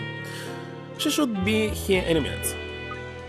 Do you think she has any idea we are onto her? To help us with our investigation, but the way I put it when I asked her to come in, she probably knows. I guess you'll just have to try and catch her off guard then, Yes, I don't expect she'll give much away, but as we hone in on that truth, hopefully she'll get flustered. I'm counting on you. Help, Lucy.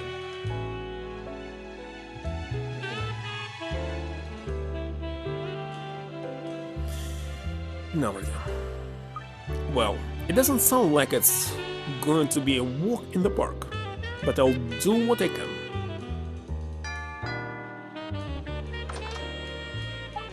Good, because I believe she's here.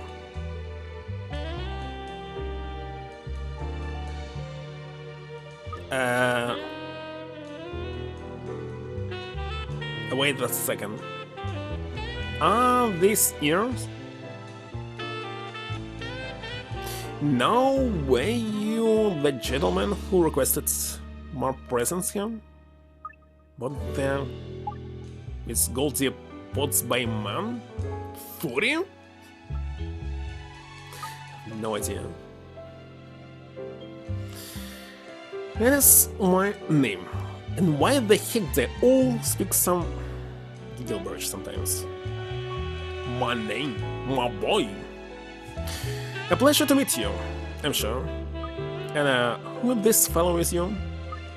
Well, I would have thought that was perfectly plain. Being here is my new man. Got a new fellow already? But your husband's barely called. Husband? Oh yes, I did have a husband, that's right. Talk about I'm feeling. And what that you got around your fellow snack a collar? Isn't that so? I choose it myself. unbelievable. Can't do that. Well, I do declare the police interfering in a young lady's private affairs of the heart. No, that's not what I meant at all. Miss Spyman, we fully respect your privacy, and your relationship with this man is not our concern. However, I wonder if you might ask your friend to leave us alone while we discuss the case. He is my best friend, Inspector. We have no secrets between us. If I say stay, he stays. I'm afraid I cannot allow information about the case to be revealed to a third party. Please, if you wouldn't mind. Very well. Bingo, homeboy. Go wait for me under the porch. Now boy.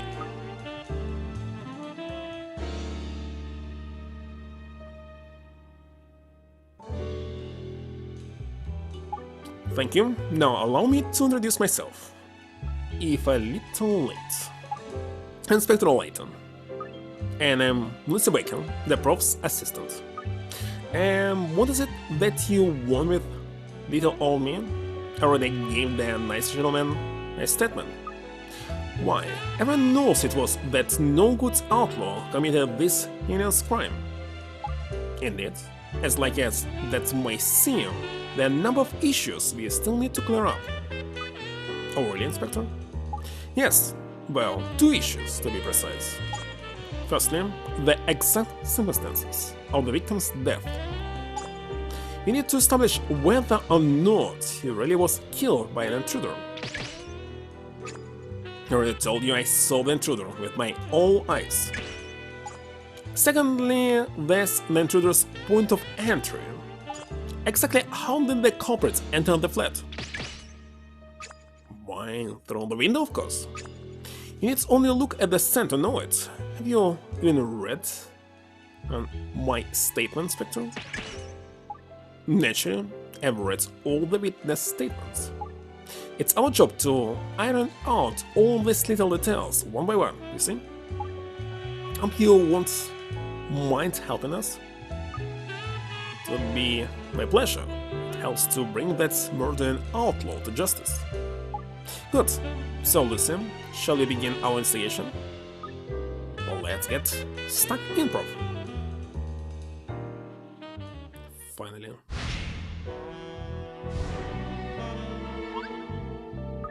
So, then the issues we still need to clear up about the case, have they?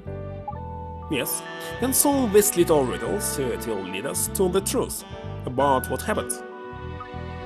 Well, they're both as plain as day.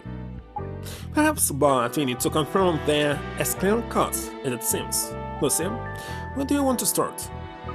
Let's see now. Method of entry.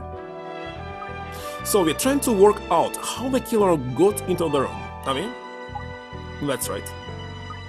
Now, quite sure that could not be more plain. Why?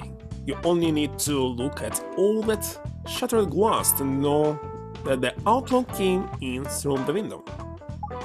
And that's the only possible way, is it? Isn't there some other way into the flat than through the window? I'll have a look around and see what I can figure out, Prof. Yes.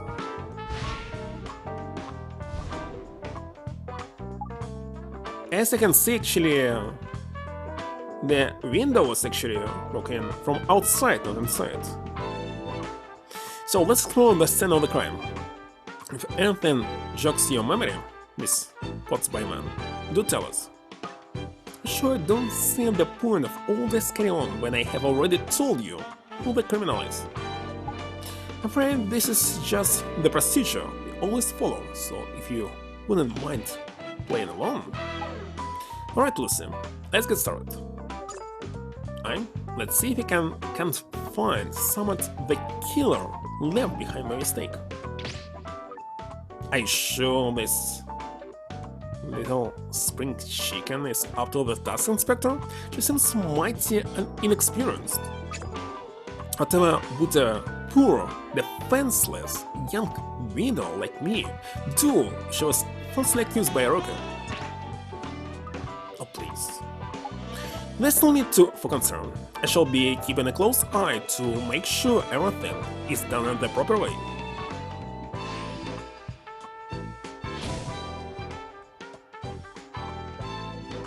So it definitely was destroyed from outside, as I can see.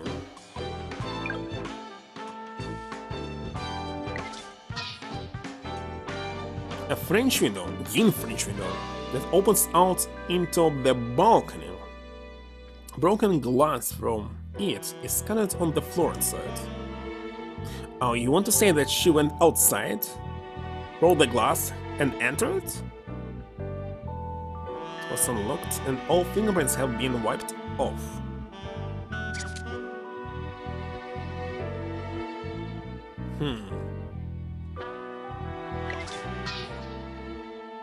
Shards of glass exploded all over the flat when the window was smashed. Considerable force must have been used, throwing pieces on top of the body. Ew. In this case, he was killed, and only after this the glass was broken. Nikon's dead body. He was fatally stabbed in the back. No other signs of external injury are in evidence. So it's definitely not it.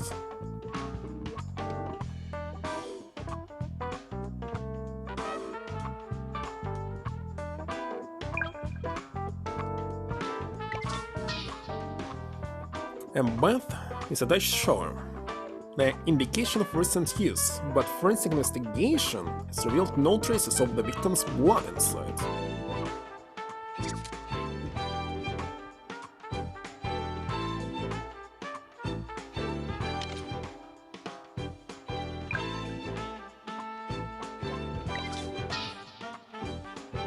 A snug little sink next to which is a cup with a pair of tooth brushes inside.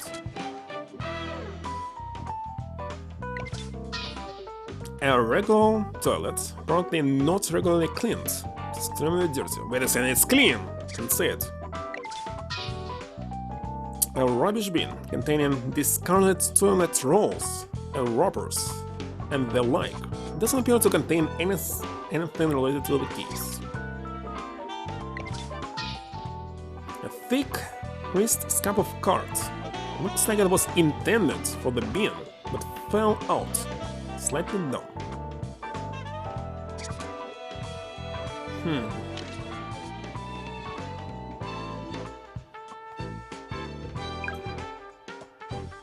This is point of entry. Closet containing the victim's clothes and also his wife. Contents appear to be in a complete jumble.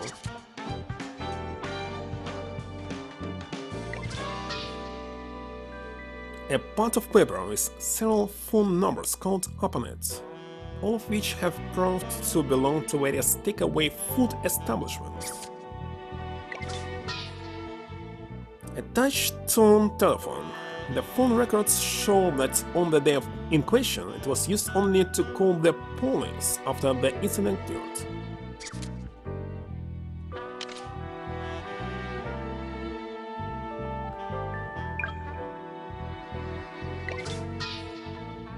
A medium-sized domestic refrigerator.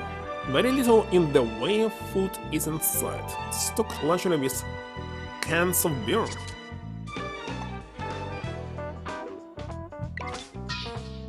A set of 3 knives stored in a cupboard on the kitchen sink. A simple, narrow, Gallic kitchen that looks highly impractical doesn't appear to have had much use. No rubbish and a recycling bin. Wait a second. What's the difference between rubbish and recycling? Standing side by side, with lids to prevent unpleasant odors. They are mainly empty, contain nothing of relevance. Europe. A separating waste? instead of paying someone to do this. Very large kitchen pot, in which it appears pasta was boiling at the time of the incident.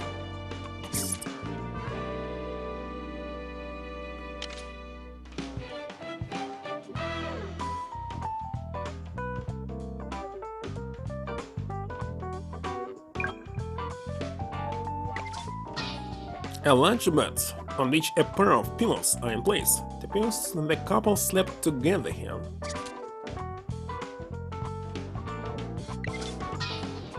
An analog television set placed on a small wooden cupboard. At the time of the incident, a drama starring popular actor Roscoe Strapin? Starring who?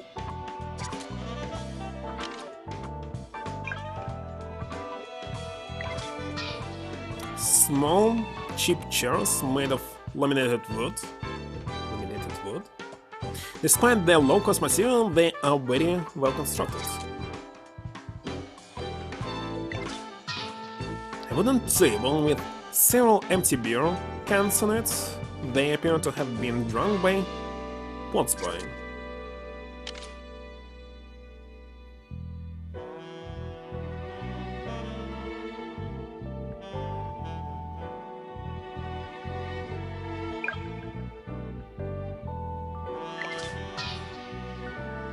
An uninvited concrete balcony. The flat in question is on the first floor above ground level, but a determined intruder could gain entry to the premises this way.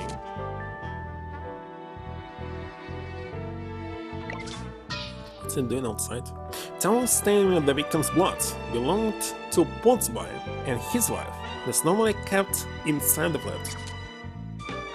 But why the heck it's outside?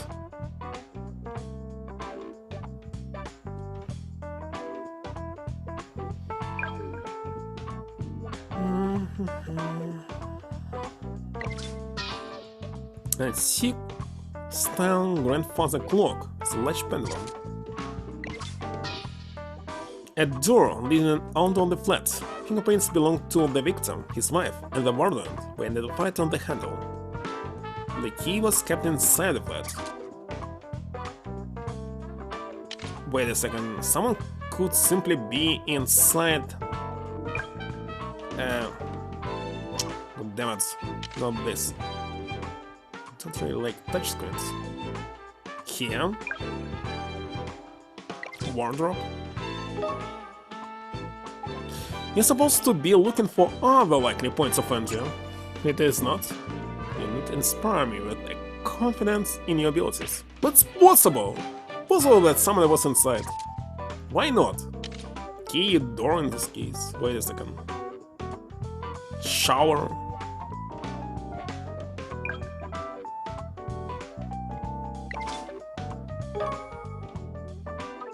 If the door were locked and the key were inside the flat at the time, then it's plain to see that the outlaw did not walk in through the front door, as I have already said. Which I do declare brings us back to the window. The murderer thief broke in through the window and stabbed my poor Jack in the back. I find that hard to believe. Lucy, what do you think? What if the door went locked when he broke in? It could have been locked later on, no? My poor, simple little girl, did you not notice the doors on these apartments all lock by themselves? It's kinda stupid. You can simply lock yourself out. And maybe someone let him in. How about that? I can assure you, I had never set eyes on that man before, and neither had my husband. Why would Jack let a stranger into his home? Or are you implying that I let the outlaw inside myself? Let's not forget that any man entering the building would have had to pump the caretaker. Indeed, it seems unlikely that Nix could have gained entry to the flat through the front door. I think we should examine the window in more detail. Alright, Prof. I'll give it a good going over.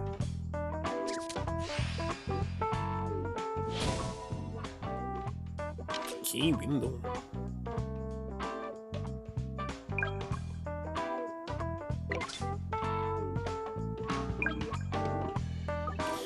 They obviously smashed deliberately. Can you ascertain from which side the window was broken?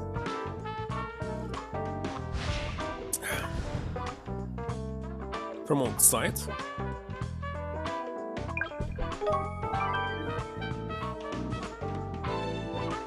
It was broken from the outside, from the balcony. And how do we know this?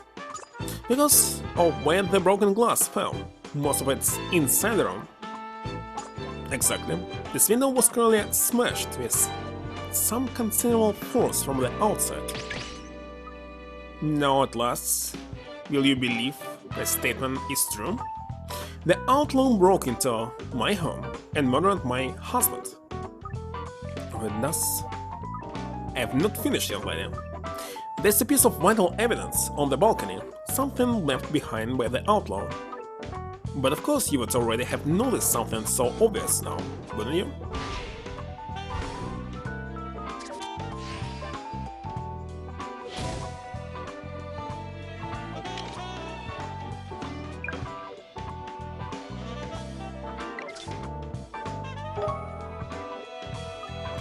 There's a blood-stained towel on balcony here, Prof.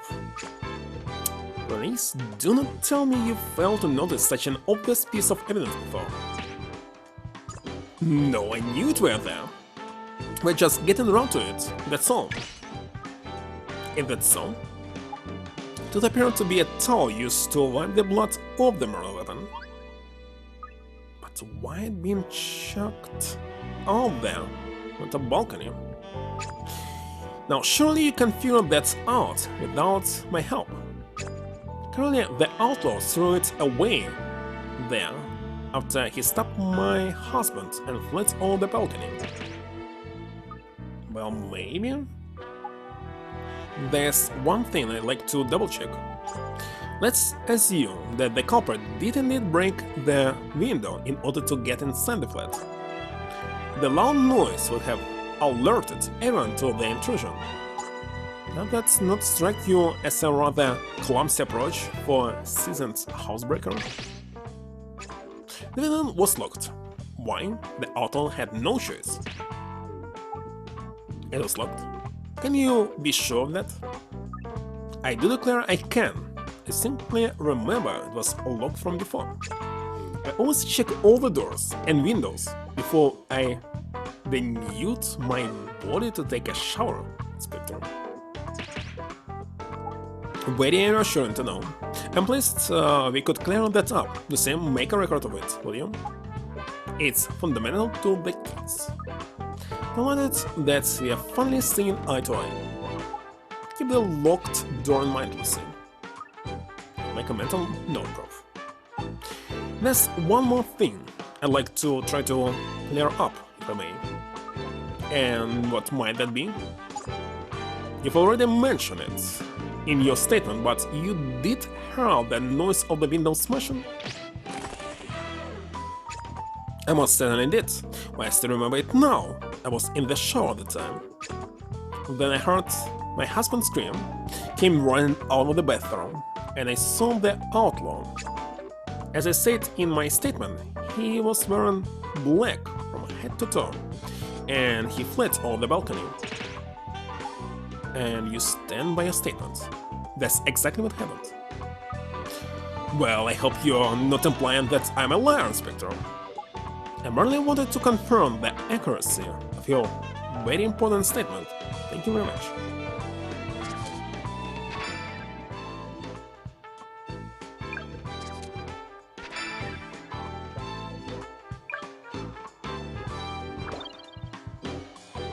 Nature of attack. Can't make any useful deduction until we establish exactly how the victim was killed. We should start by examining the body. Right here.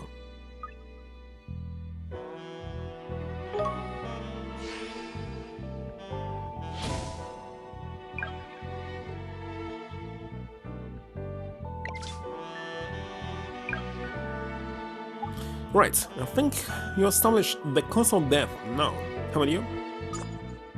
He were fatally stabbed. Yet, Nix wasn't found carrying a likely murder weapon, so so must be disposed of somewhere here in the room. Well, I do declare that murdering thief just cast aside his deadly weapon right here, in my home. And am I to understand that you have no idea what the murder weapon even is? Do you quite know what you're doing, Inspector? Please, be patient. Lucy, we need to locate the murder weapon. I'll track it down, Prof. Don't you worry. I do believe you two need a helping hand. The thief fled on the balcony. Maybe a look there? Don't remember anything on the balcony, actually.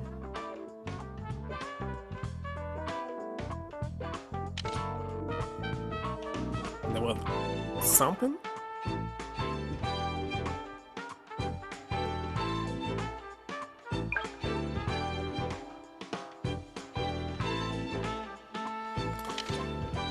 I remember only knives and nothing else.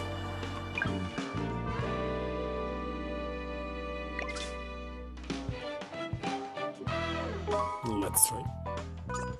There's some kitchen knives here, Prof. Could be the job. It would be consistent with the long, thin blade that forensics tell us the victim was stabbed with. He were skewered with one of these right in the middle of his back. Sadly not, that's not the weapon we are looking for. Why not? An officer already found those knives and forensics has examined them for traces of blood. None was found. In fact, they look almost brand new. Saying the inhabitants of this flat really cooked. Now, Inspector, listen, we cooked for ourselves or not, surely enough your business. But when you're cooking, knives are not so important, you can cook without knives. Oh, pretty. I thought I were onto somewhat with that. I'm beginning to feel like you will never find the murder weapon at all. On the contrary, we'll most certainly find it. Lucy, let's keep it looking.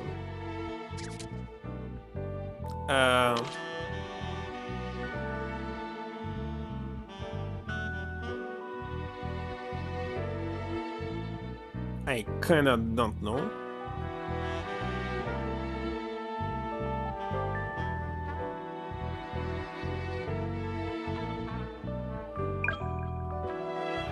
Broken glass itself? These shards of glass are pretty sharp, Prof. I mean, one of the larger ones could have made a makeshift weapon. That's what I was thinking. Yes, the investigating officers had the same idea, so forensics studied every contender. Here comes a but none of the shards match the size and shape of the victim's wound. I knew it. Oh man, what terrible bad luck. Keep looking at the same. What else could have been used? When is all this carry on going to end? My poor heart surely cannot take much more. The police have already turned my home upside down and found no trace of murder weapon. Surely you should be looking in the grounds, where that murdering outlaw was caught instead. You already completed a thorough search of the surrounding area. Then that wicked man must have just sold it, mustn't he? What, stuck a knife down his throat? Give over.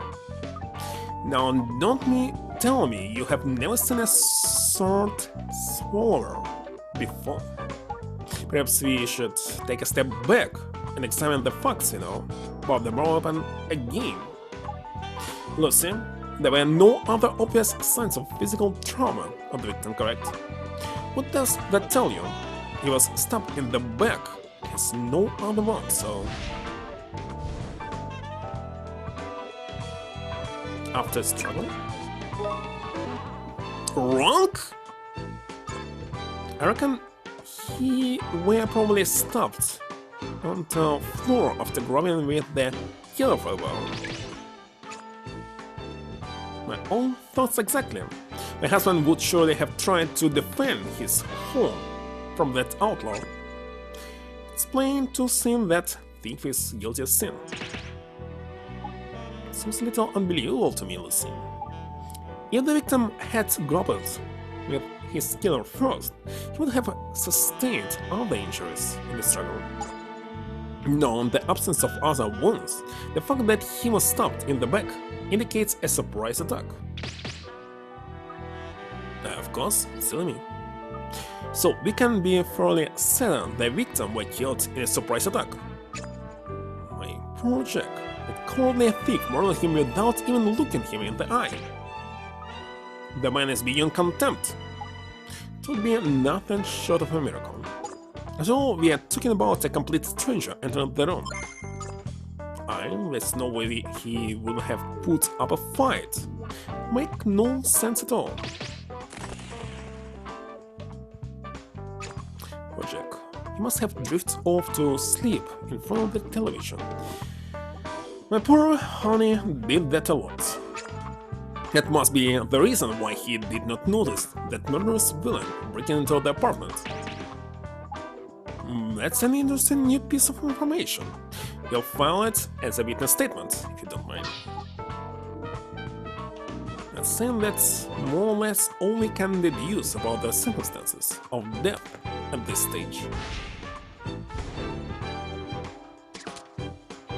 I learned simply nothing. Well, I do believe the issues that were troubling you are no more. You have proven that outlaw is guilty. Exactly are you trying to say? Victims were taken by surprise and stabbed from behind. Especially your way through a window hardly qualifies for a surprise attack, does it? Poor, sorry simpleton, still failed to understand. My husband was sleeping at that time. He did not hear the outlaw breaking the window. Are you really? Are you doubting me? You have already taken such a long time establishing that the window was smashed from the outside. That's in itself is surely compelling evidence that the outlaw broke into my home, as I have described. There can be no more room for doubt. I would kindly request that you allow me to go back to my home now, Inspector. Of course, thank you very much for your cooperation. We shall get our files in order now, after all the new information you've given us. I believe that would be for the best. Such a simple case, and this can surely be laid to rest now. One last thing. Yes. If you happen across any other awkward issues, I presume you wouldn't mind helping us again? As long as you're not wasting my time, Inspector, I should be glad to help. Thank you, I wish you all the best. Much obliged, I'm sure.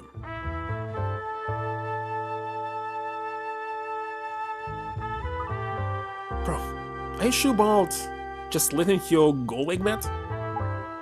When going to reach a conclusion like that? She knows that we suspect her. Sorry, Prof, that's my fault. Got a bit head up. Don't apologize, we all get worked up sometimes. Anyway, I'm quite certain now that she's the culprit. I likewise.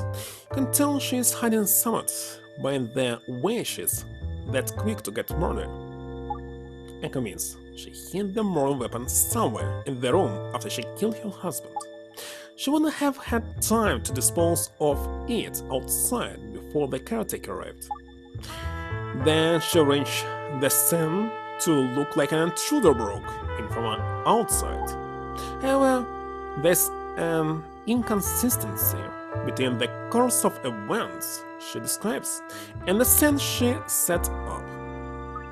And then, of course, there's no such thing as a perfect lie, Lucy. The murder weapon is somewhere at the scene of the crime without question. Well, if we can find it, we'll blast a whooping great hole in that double-barreled bimbo story. The two issues, the murder weapon and the way she sent the scent to make it look like a break-in. Right, okay.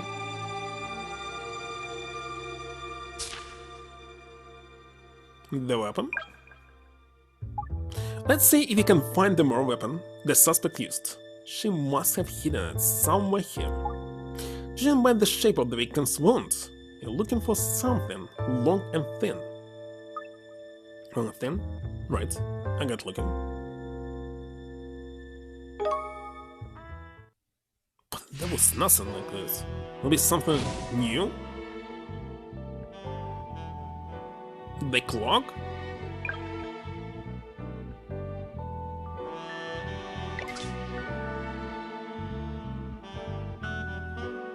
Let's try. This clock's got me thinking, prof. But I have a closer look at it, then let's see. Might be onto something. It's actually a clock.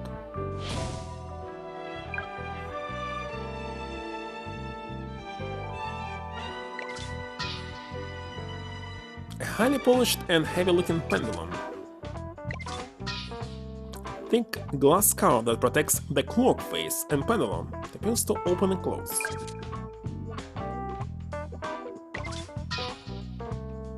The metal hands of the clock, the long minutes hand, is slightly bent at the tip. So this one? So I had a chance to examine the clock in detail now. What do you think? Is there any way it could have been used as the murder weapon at all?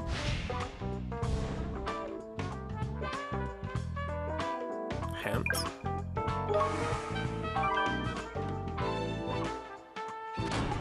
Yes, the hand. It's long and thin, alright. Pretty sharp though. If you look closely, you'll notice it's also slightly bent. And there's every chance this what were used to do their fellow in. I agree. Which means the murder weapon were in their own right from the start. And having committed the crime, the perpetrator hid it on the premises. In other words, the culprit was in the flood before, during, and after the crime. An excellent fantasy. And that's short. As for instincts to go over the clock, and again, will you? If it really was the murder weapon, they should be able to find traces of Pot Spy's blood on it. Will do.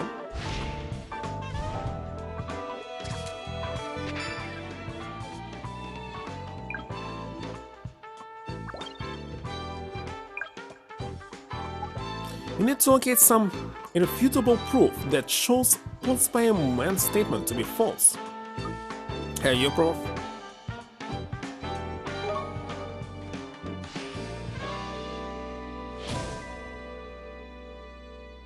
What evidence validates your statement?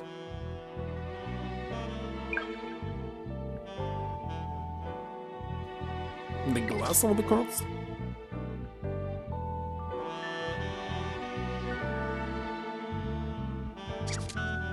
Wait a second, what should I don't even approximately understand.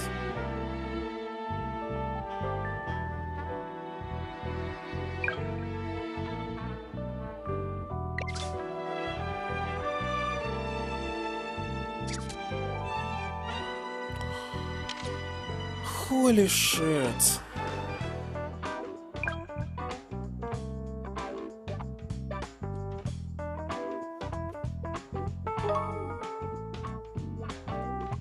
Decisive evidence. What am I talking about again? Can you repeat it?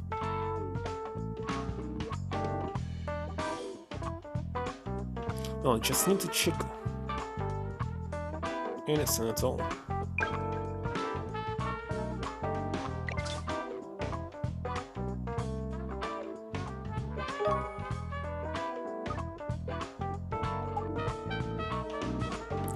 Thinking.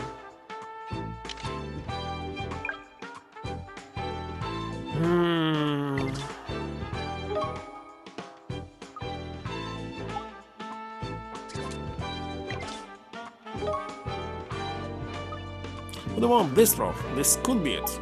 The broken glass? Which statement would that be inconsistent with?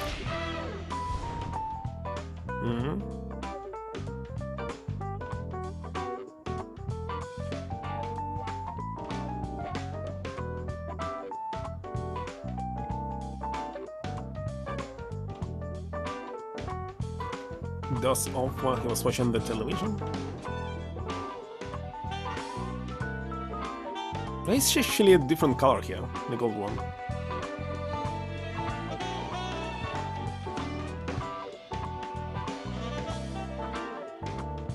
And this one?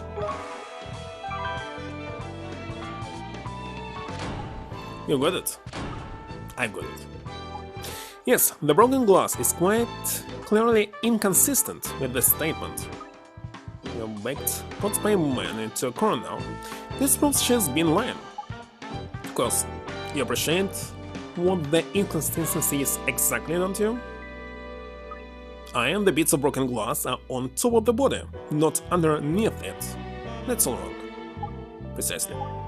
This puts paid to the idea that an intruder broke in near the window and killed Potspy. Well spotted, Lucy.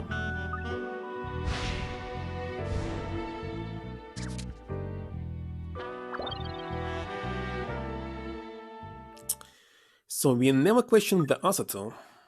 That's everything. We've tied up all the loose ends, haven't we? Yes, in theory, at least. How do you mean? We haven't quite got enough to prove beyond reasonable doubt that Potspy man was responsible. And do you say that? Never mind. Why don't you call our suspect in and we'll take it from there? This time we'll get her to tell us the truth, whether she likes it or not. I can't wait.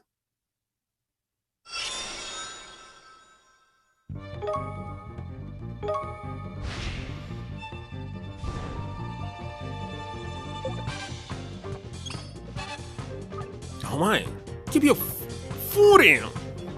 She said that. Fury friends, under control. Take a screenshot of this.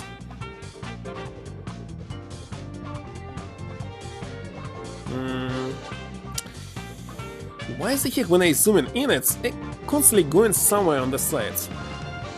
One more time.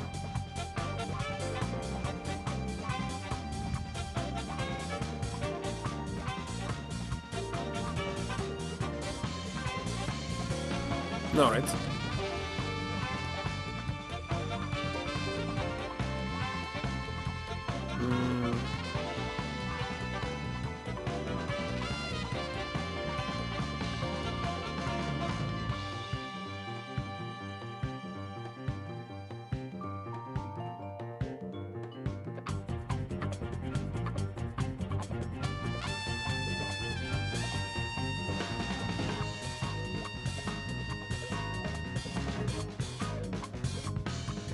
Alright.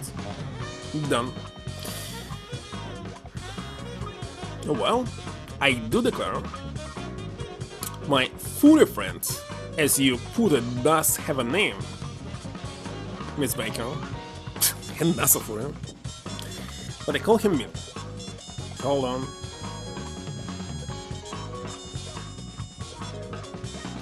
Holy shit, Teach. Why you didn't fix this zoom in?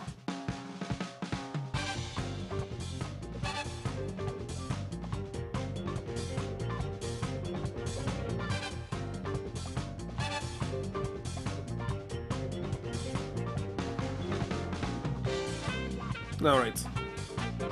Now, right then. Continue. Well, I can't say I approve of the color, but I hope that chains are good. And the risk of repeating myself is posed by man. Would you mind? Yes, I know. Ming, go wait for me in the car, boy. The trunk's open. I'm sure the good inspector will not be keeping me long.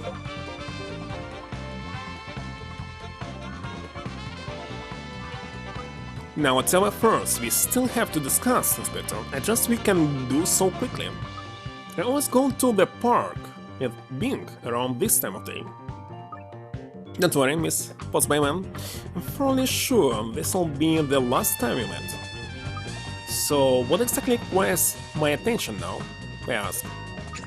I assume you have finally concluded that it was that outlaw who murdered my husband. On the contrary, we are now quite certain Mr. Nix is completely innocent in this matter. If you'll cast your mind back to our previous conversation, we established that the victim was... was the victim start from the front? Back or side? Back? Actually, I don't know.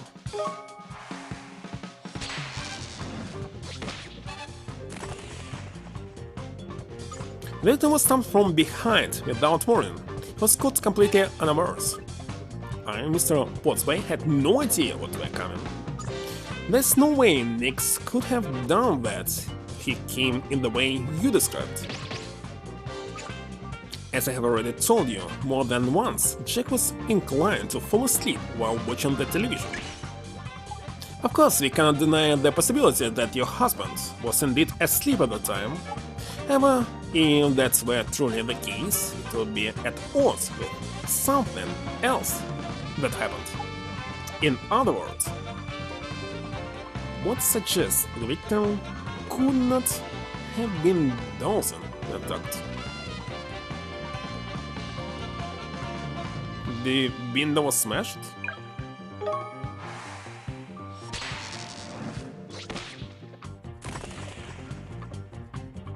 Because the window was shattered. All that glass breaking was made a right in and no mistake.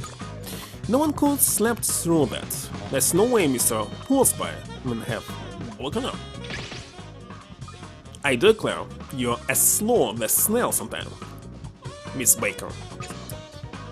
My husband was quite exhausted that day. Why, he was sleeping like a log. Even the clatter of the window breaking would surely not have roused him. Well, there's not more to be said on that front then, I suppose. Only when that outlaw drove his knife into my poor husband's back did he wake with a spine-chilling scream. And it was on hearing that scream that you ran out of the bathroom to see what was happening? That's correct. My sudden arrival scared the outlaw away before he could steal even a bitty bit. I know it was that thief they caught in the grounds. I see. So that's the course of events as you describe it. I have never said anything to the contrary. So, if I may just recap, you were having a shower in the bathroom when you heard the sound of glass shattering. Immediately after that, you heard Mr. Pottsbay scream. That's what you're telling us happened, are you? It's also what you said in your statement.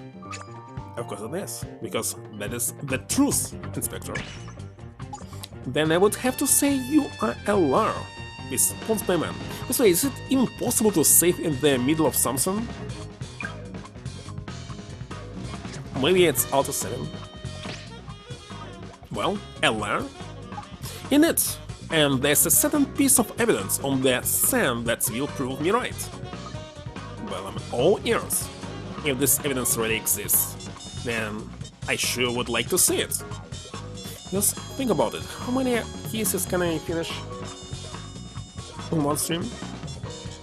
Just 2 or 2.5? It's 9 in total, it means 7 more.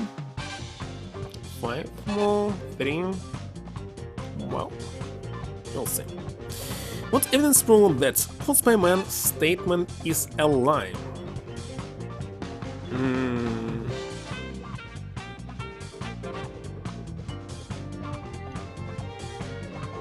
Now locked round to the incidents now open?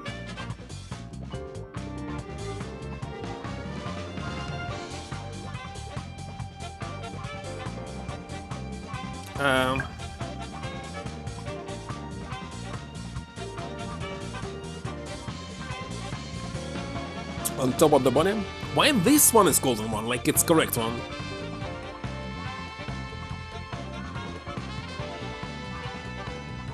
Oh, I will select this one.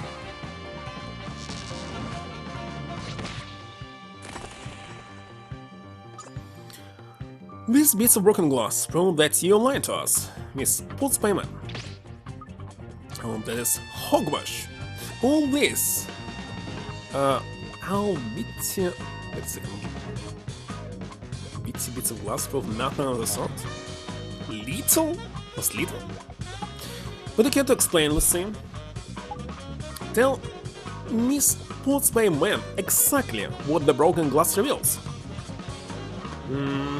What victim died? The timing of the stabbing? The victim's last words? Timing, maybe?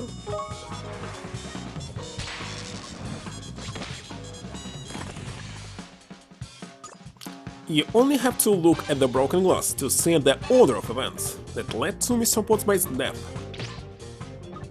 What order of events?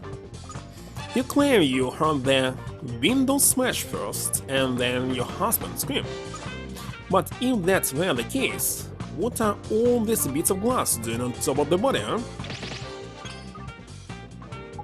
If your statement were true, the broken glass should be underneath the corpse. But they aren't, are they?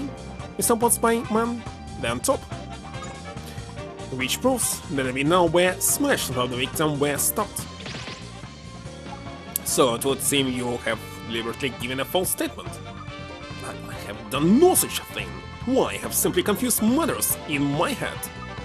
I'm all turned up about the loss of my dear husband. This simple misunderstanding proves nothing. I retract my statement. I simply can't remember if I heard the scream or the glass breaking first. Perhaps the outlet came inside some other way and only smashed the window after killing my Jack. Little weasel. Let's assume for a moment that you were indeed mistaken.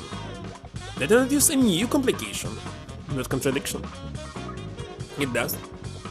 In it, because we know that the door and the window were both locked before the incident occurred. If the culprit didn't break the window, how did he or she get into the flat? I have no idea, just what are you trying to say, Inspector? What I'm trying to say is simple. We can now be sure that the true perpetrator of this crime is... what if I select the incorrect one? Like this one.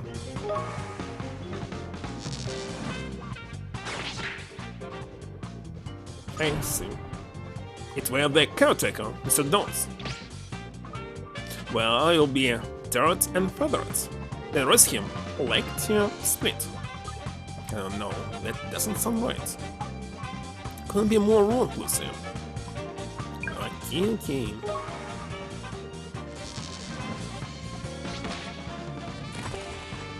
Simply no penalty. If were you, it's Goldie Putzpayman. At the time of the attack, the window and door of the flat were locked. The only other way in were by smashing the window. But we know that happened after the victim died. No method of entry available, the only conclusion that the culprit did not come in from outside. No, the person who did this was in the flat from the outset. And the only person who fits that bill is Putzpayman, is you.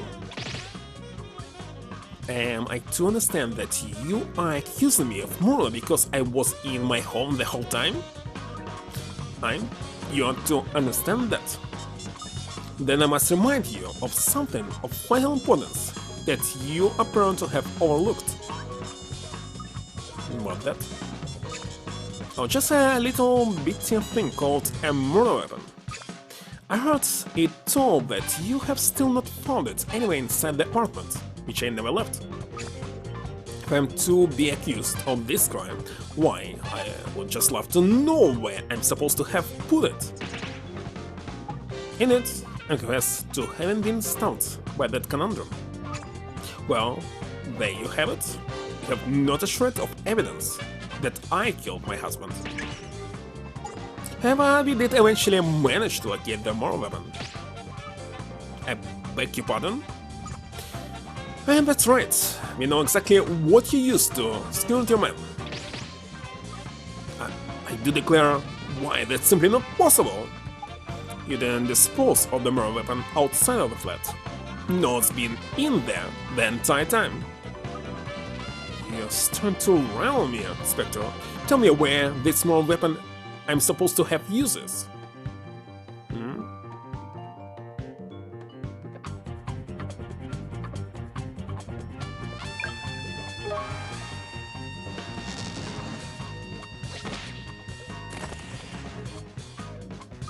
The moral weapon was hidden in the clock. Are you quite sure? Sure as X are X, I am. It were the minutes hands of the clock that were used to kill Mr. Pottsville. Why, there's hogwash. Man could never be killed with such a thing. Well, the shape of the hand matches the victim's wounds perfectly. You haven't got long to wriggle your way out of this one. Forensics are going over it with their fine tooth comb as they speak. Tooth comb? Speak of the devil. Hello. Why is he should said hello and only after that left? The shape of it? Well, that's almost... You admit it now? I don't think so. Do you, Inspector? Prof. What the matter? The results from forensics. They found none on it. No traces of blood whatsoever. Really? Why, what a terrible shame. Your trump card turned out to be a joker at the end. I do declare I hate it when that happens. But isn't Joker is actually better than trump card? Oh, which game is she mentioned? No, I must have missed something. Prof. It was spent all along? Can I assume we are finally on the same page now, Inspector? That outlaw, Nix, is responsible for my husband's death, and I'm no longer under suspicion. If you could just fill out these forms for me with words of that effect. Forms? Well, my husband's life insurance simply will not pay out without the proper paperwork, Miss Baker. You got no shame at all, talking about a man's life. Why, you have no idea what you're talking about, mister. Jack doted me. He would turn in his grave if he thought this little pot of gold would not be mine about his death. How do you have the gall to say something like that? Killing for cash. Not a bad idea. Prof? Are you alright? What the heck is going on? But your motives are far, far darker than that. Aren't they, Goldie? Don't get unpity with me now, Inspector. But you enjoy it, don't you? You kill for money, but it's not the cash you're after. It's the kick, isn't it? What about, Prof? What's going on with you? I can just imagine it. That little smile creeping onto your lips as you prepared the moral weapon. So they decided to put in the middle some kind of internal drama of Layton himself? Not making just a usual detective game? I will not fall into a petty trap, Inspector. Need to remind you that you still have not even found this moral weapon of which you speak. And we never will. Because it no longer exists. It was ice from the refrigerator? Kinda possible. Inspector, I do declare you have lost your mind. Are you suggesting the moral weapon just vanished into thin air? I'll be delighted if that's what we concluded, wouldn't you? But let me put it another way. The weapon that was used to stop Jack Potsby didn't exactly vanish. It melted. Really? And ice? What? In a furnace or summit? Hang on, I think I get it now. I know what happened. Where did the Mara weapon disappear to? Cooking pot?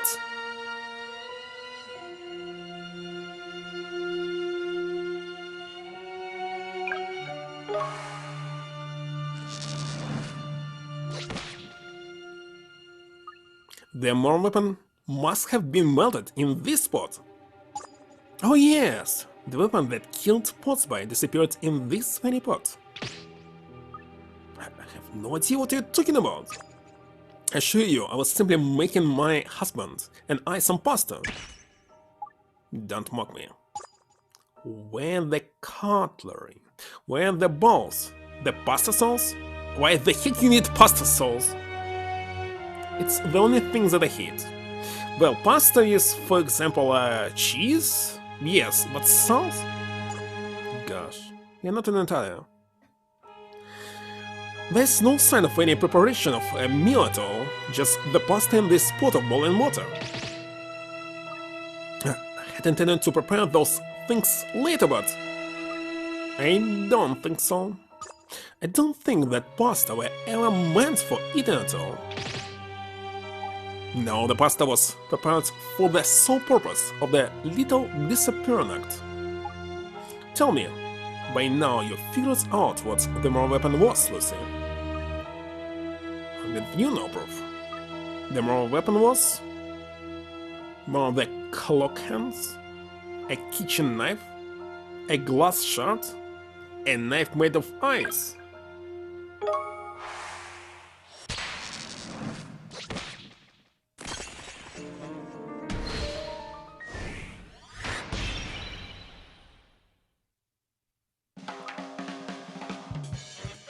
The weapon used to stab Jack Potsby to death were a knife made of ice. It was melted to what's the heck of this original word? To nothingness? To not in no time at all in a pot of boiling water like that one with the pasta in. Why anyone with an ounce of horse sense can say this is just a fiction you have concocted. Even if there was a knife made of ice, like you say, it's gone now, has it not? My hands are clean. You can never prove I had such a weapon in my possession. Well, no, perhaps not, but... Prof? Yes, you can. Yes, I am. Pardon me, Inspector? Are you back to normal now, Prof? Seriously? Yes, I'm fine now, thank you. What are you two whispering about over there? We're discussing the ice knife. You are of course correct that the knife itself is no one. However, in order to make the knife in the first place, there was a mold, and that mold is still on the sand. Well, I sure would like to see it. Lucy, do you know what was used? Paper?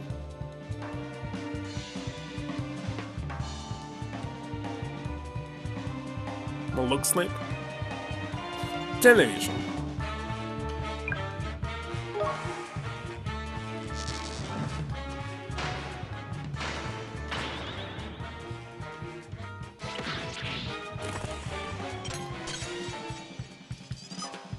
It were this dumb piece of cards that were used to mold the shape of the knife.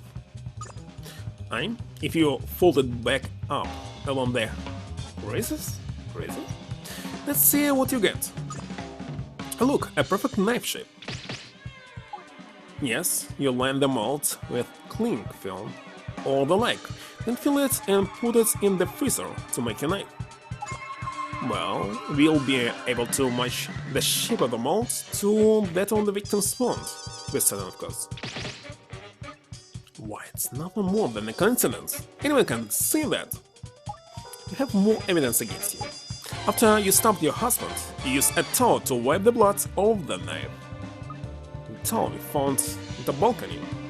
Yes, and once you were satisfied, you removed all the blood. You put the icy weapon in the boiling water. But are you absolutely sure you removed every last trace? I'm sure I do not follow. In my experience, no one ever manages to remove all the traces of blood from a weapon. If you indeed dissolve the knife that killed your husband in boiling water, be able to positively identify the victim's blood when they examine the pot. In this case, it was better for her to cook not pasta but some kind of meat, with tons of blood. Mixed. Why, you little... Listen, have for instance go over the pot for us, will you? Straight away, bro.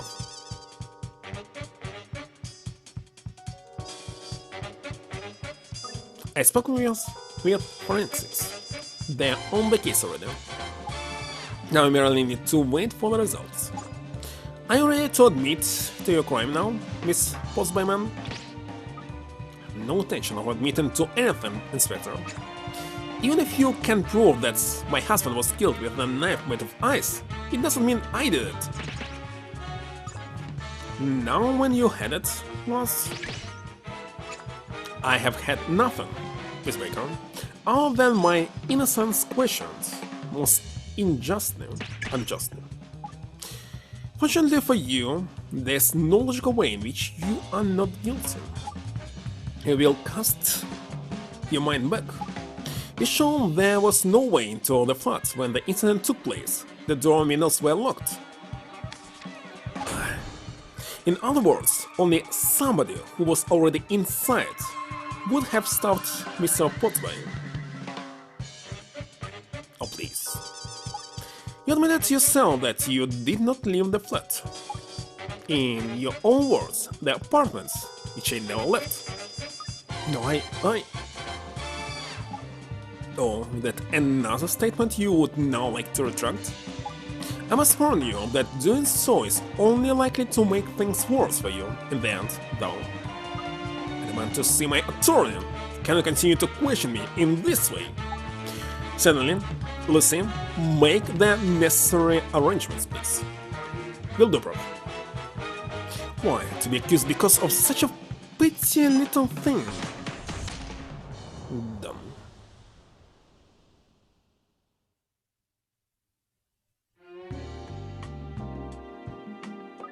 She put up quite a fight, huh? Yes, she did. Are we in the right place when the lab said they found not on that clock hand? I can tell you. Don't worry, Lucy. You went alone. It's a bit of a gamble as to whether they'll find any traces of blood in the pot of pasta as well. You're joking, aren't you? I'm pretty sure she's going to confess now, though. Don't confess. Are you sure?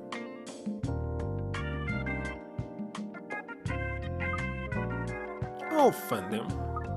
She's admitted everything. What a relief. Since she was after the man's life insurance, she told us as much when we were questioning her. Would you believe? Well, did you know this? We found out that Sportsby won a very large sum of money last year, and I won only 20 bucks. Wait a second, tickets also cost 5 each. This means 10, and I sent 10? I won simply nothing. 0. It's when Miss Man came into his life. Hardly what you might call a coincidence. She was a real gold digger, huh? But by the way, by the law, the money still belongs to her, even if she is a killer, isn't it? Well, it seems Sportsby was spending money like water. She was terrified he'll rack up as much debt as the insurance payout, so she had to murder him quickly. I see. So it was something of a rush job. She no doubt prepared better for her other spouse. Yes. So it's all done and dusted done? Fabulous. I must say. Oh, you don't look very well. You're right. Probably that Jekyll and Hyde moment you had is taken it out of you, huh, Prof? There's a bit of exaggerated way to describe it, let's see. But I do feel a little under the weather. I think I'll go home early. If no one objects. Are you sure you'll be alright? It's not than a bit of sleep won't cure, I'm sure. You can close up the office when you leave. By the way, actually thinking that I'm using USB port to actually stream it to my PC. And the problem is, tablet cannot be charged by any other way, I believe. Phone can be, by using wireless charger. But tablet maybe not. Consider it done. I hope he's alright. So what happened again, did? Do you know then, Lawrence? About the prop? What else it's all about, huh? Come down, listen. I really don't know all that much about it. But you're safe as long as there's a criminal present. You don't have that seat every day. What I mean is, the other owl is only interested in criminals. Won't come to any harm. So he's got some kind of vendetta against all criminals or something? Actually, from what I've seen of him, I'd say it's quite the opposite. You can't help liking them. All the more so, the more atrocious they are. Don't like the sound of that. They're really no cause follower. Like I said, as long as there's a criminal present, you're perfectly safe. Happens if he shows up when it's just the two of us, so... If it were me, I'll rip out my Jeep and run like the wind. I think I'll come in my Plim sauce tomorrow. What the heck is Plim sauce? Here I cannot even guess. Let me check. Plim sauce.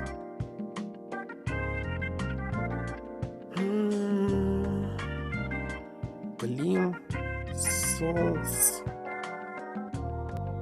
Sneakers? Are you kidding me?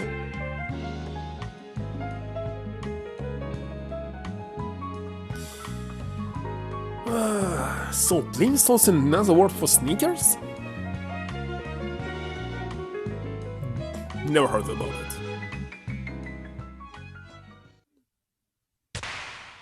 What phrase means, I know. No. Justin Lawson. Should I even continue?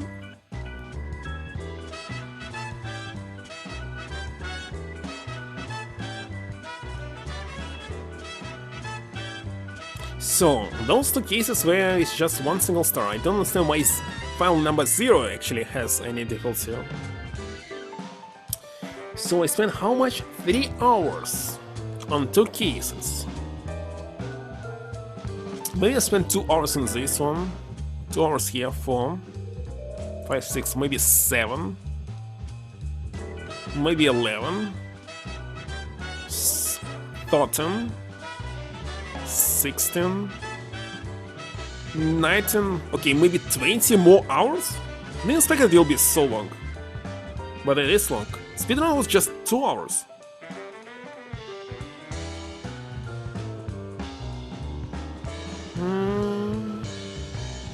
File number 3 and above can be purchased from the title screen. So, those was the original game. Next is DLC.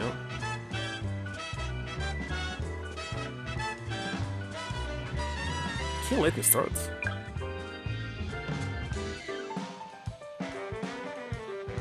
Open another.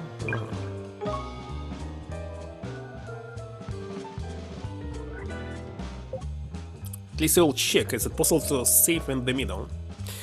You here, Al? Are we expecting you? Oh, I must be in the wrong room. Oh, awesome. What are you doing here? There you are. So, who's this young lady then? I'm Lucy Baker, and the Prof's new research assistant.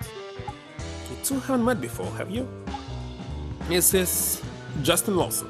He's a detective with the Serious Crime Squad. Sorry, but the introductions will have to wait. Have you heard about the actors and their on-stage murder case? I have, I saw it on the Jeremy Summer show. some lobby fan announced they were going to kill the last on stage. The press take on it, is it? They got it wrong? Yes, it's much more straightforward than that. A stage hand was found in the wings, holding the gun. So you have your man then. Fortunately not, someone punched the young bloke and knocked him out cold, you see? But the murderer got a thumping? Interesting. This sounds like a case for the mystery room. You'll look into it. Had a feeling you'll want to take it on. Already send the file over. Good luck with it.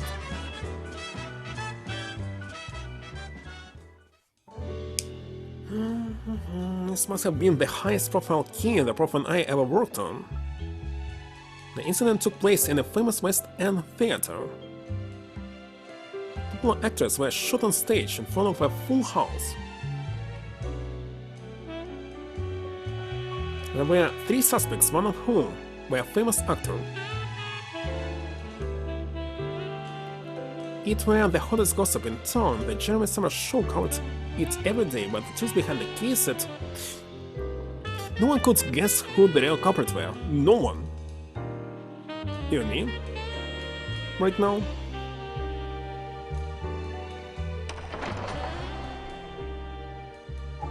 Let's go over the case. The incident took place during a play in which a high-profile actor and actress were starring. The victim was Gloria Blaze, the actress playing the part of the heroine. An actress of illustrious theatrical heritage who underwent stage training from a very early age is greatly admired, engaged to famous actor Roscoe Strobin. Her co-star was the popular performer Roscoe Strobin, victim's fiancé and star of the show, a preeminent star of the stage, of television and of film, who enjoys overwhelming popularity. It turns out the pair were also engaged to be married in real life. At the performance climax, the other day, the hero, played by Strobin, shoots his unfaithful wife, played by Blaze. And the shot goes off, Blaze falls to the floor in a pool of blood. All this was exactly as scripted. Despairing of his actions, the hero leaves the room. What is this? As he exits the stage, Strobin collides with a supporting actress by the name of Destiny Knox. But she were having a kiss of the jitters before her big entrance. Immediately after that, the lights went out. In the pitch black, Blaze cries out for help. As it dawns on the audience that this is not part of the play, another shot rings out through the darkness. No. Wait a second, why? The flame is actually separated from the gun. Even if you move in super fast, it should be impossible. Maybe I don't know something. Stage director hurriedly brings the lights back up. The Blaze is still where she lay, totally motionless. Knox runs over to her and discovers that she is dead. Showing darker. Now we have to turn our attention to another involved party, a stagehand by the name of Bray Clark. Prop assistant who had a crush on Blaze, personally manufactured all of the props used on the show, from the replica gun to the fake blood. Was found lying unconscious in the wings, with the murder weapon in his hand. My head, prof, there's not more incriminating than that, surely? It's far from conclusive proof that he is the killer, so that information's being kept from the press. Anyway, Clay claims he was hit by someone while the lights were out. Sounds fishy to me. Perhaps, but he definitely lost consciousness for a while. That's beyond dispute. So, let's consider who the culprits could be.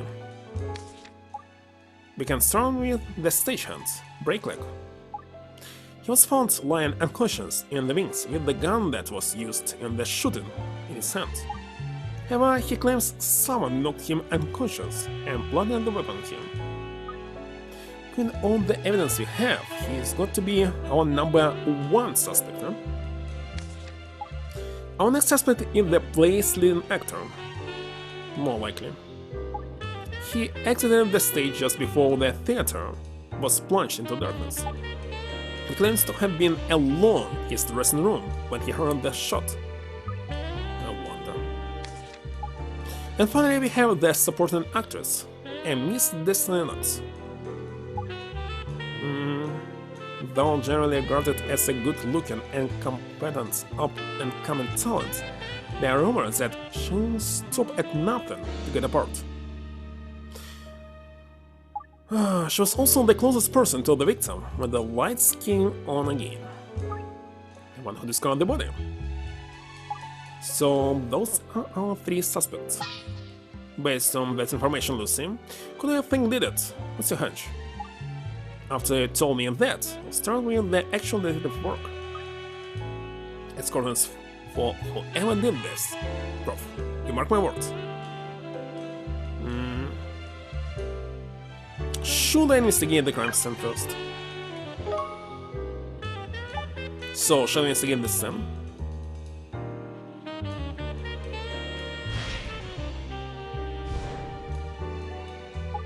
Why the heck is this time limit when you're doing this?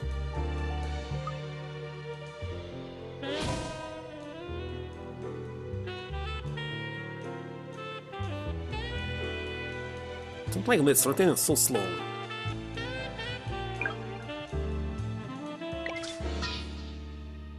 A model of a gun that was used in the show.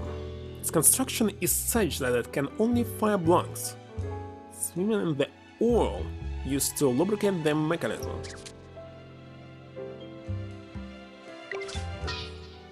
A switch to detonate the squib of fake blood that was concealed in Blaze's outfit.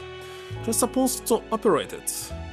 At the appropriate time, it was found in the bin. She? Don't quite understand this. The best way is whoever shoot the gun at the same time detonate. Squib of fake blood. It's better actually connected to the trigger, so there will be no mistake.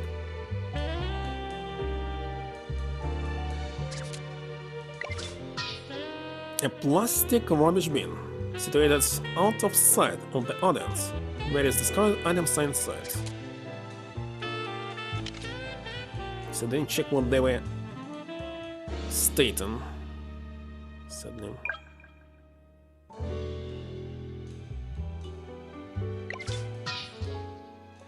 A large patch along the back of the set covered in lubricating oil looks to have been made by a hand rubbing along the wall. No fingerprints are present.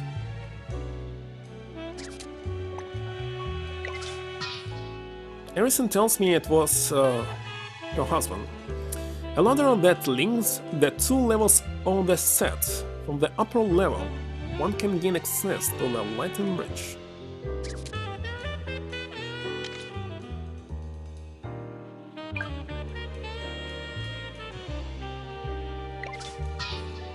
An old revolver that has been identified as the weapon that killed Blaze. 5 unused bullets were found in the cylinder. Miss Clay was found unconscious, revolver in hand. He was struck multiple times in the back of the head. Multiple times?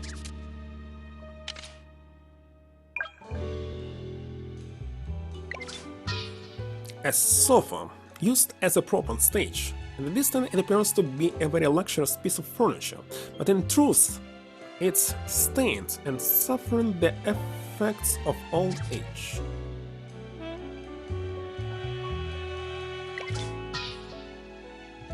standard lamp used on the set that offers somewhat mellow illumination. An oil painting hung on a wall of the set. It's a very beautiful picture, but being a replica is of no particular value. Wait a second, what if it's possible that when you select a criminal in the beginning, it's always will be someone else? Actually, it would be a very good and interesting concept. But I doubt it, like this here. Hand passed through Blaze's chest. The bullet that killed her pierced a hanging picture to finally lodge itself in the set wall.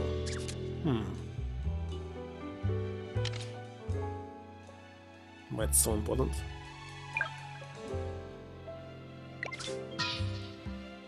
A mark indicating Stropping's place on stage, for the scene in which he shoots Blaze.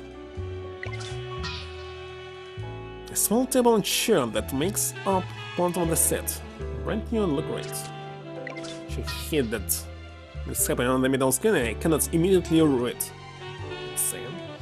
A door in the set used for the show is the exit Stropping would have used to leave the stage after his final stand.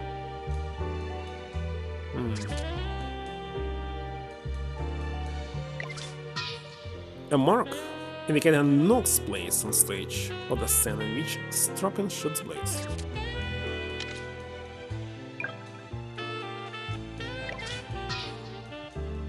A mark indicating Blaze's place on stage for the scene in which she gets shot. She's shot here and bullets in the wall. Blaze's dead body. She was killed with a single bullet through the chest. Francis confirmed she was shot from a distance of 1-3 meters away. So it must be her husband. Shot him, went outside around the wall, and hit this guy. Sounds logical, but it's like somebody else.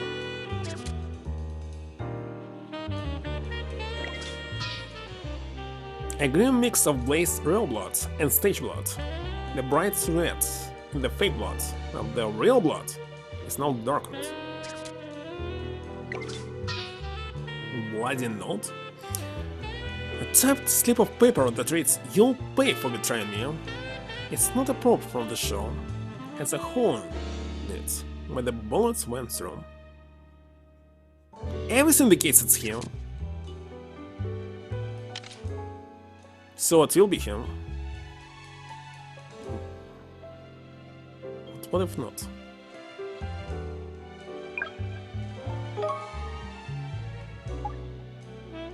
Who does think the killer is?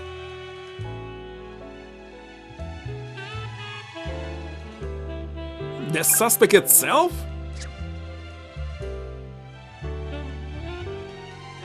No, Blaze fanatical admirers? The media have pinned the murder on this as yet unidentified mystery theater goer? Now let's select him. And how have you reached that conclusion? Because Nox were the closest person to Blaze when she was shot. Don't you see the problem? How could she have put the gun in Clegg's hand? No, let me tell you what I think. I think Stropping is all man. That's what I thought, of course. What? Yes, let's see him.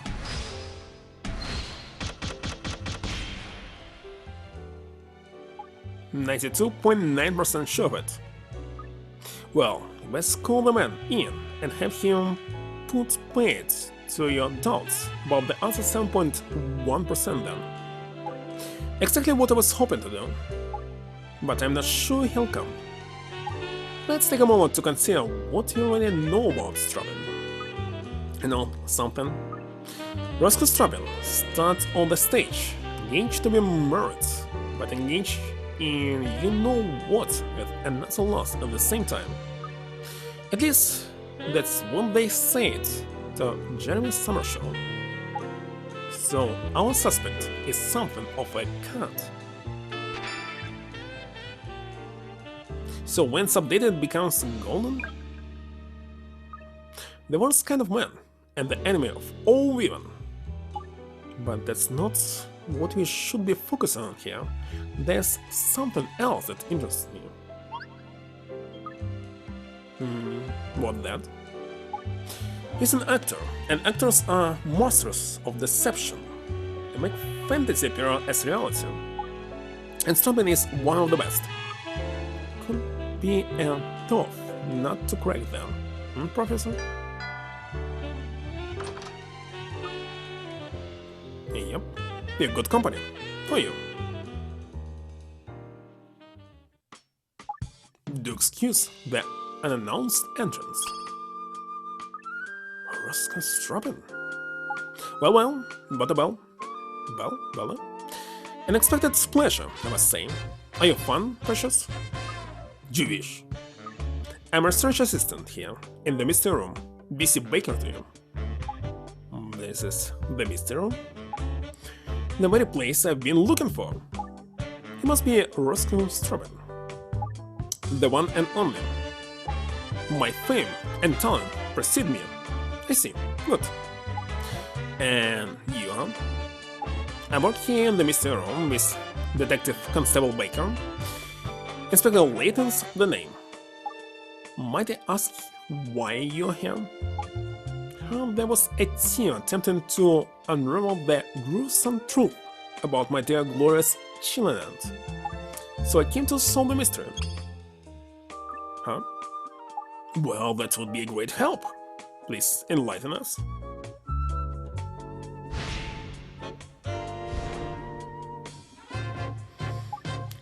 So, without further ado, I present to you the truth.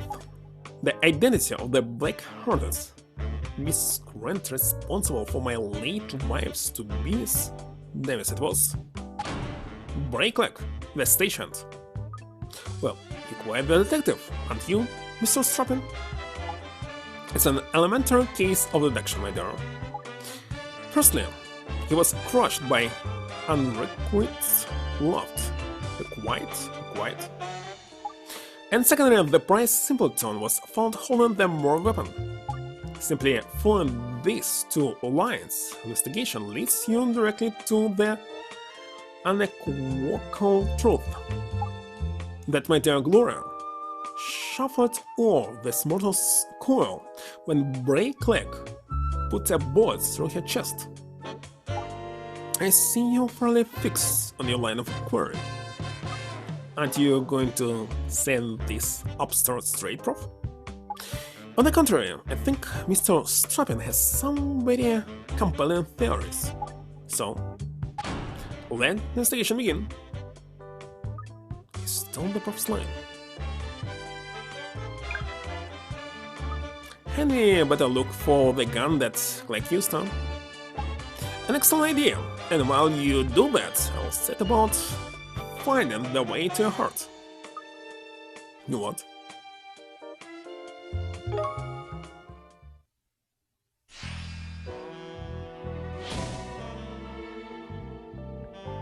The weapon is his hand.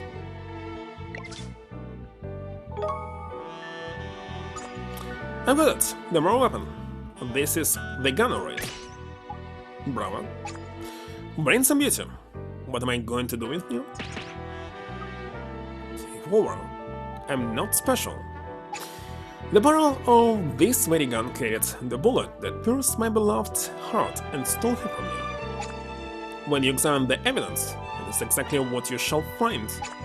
So now you must ask yourself, what scoundrel was holding the gun?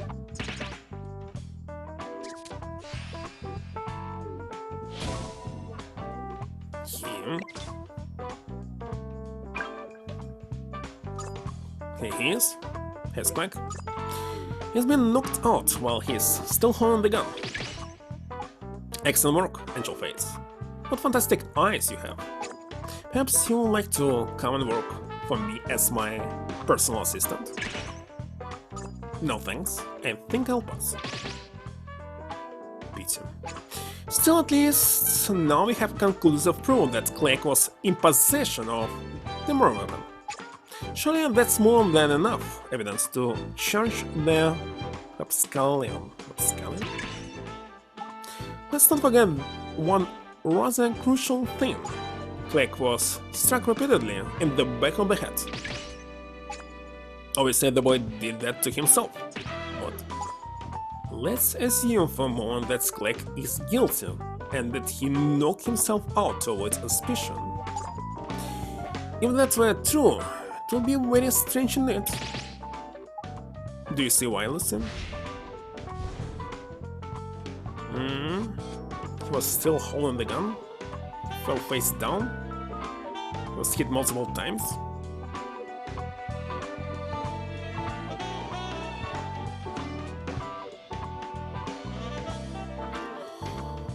I don't know, holding the gun. Well, if I were trying to make it look like I hadn't done it, I'd have shoved that gun away for starters. Exactly. Whatever plot you came up with to divert suspicion from you would not involve holding the gun. No, however you look at it, Clegg would have disposed of the gun before knocking himself out.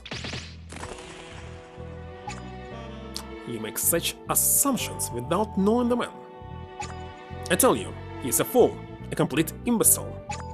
That's why he didn't have the brains to figure out he should dispose of the gun. It's really quite obvious. You see, well, there's nothing more we can say in the matter then. Fortunately not, the man is witless, and that's all there is to it.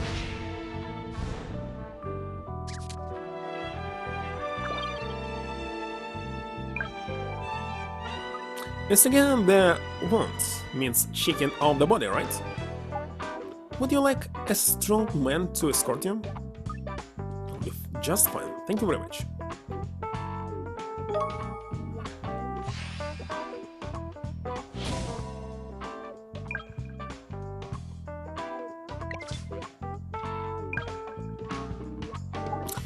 A single shot of the heart from between 1 and 3 meters away, resulting in instant death.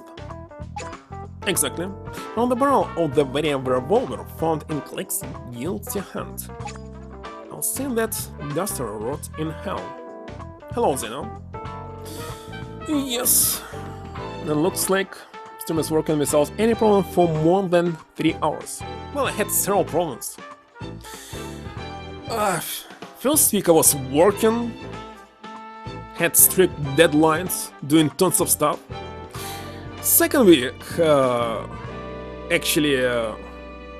first of all, and actually in addition, my PC with Windows 10 received an update, and after this it starts rebooting itself non-stop all the time. I deleted this update, updated to Windows 11, nothing happened.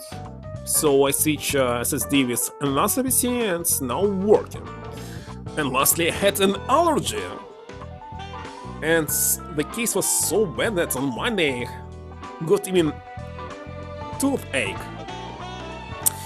Because it was, let's see, what was this?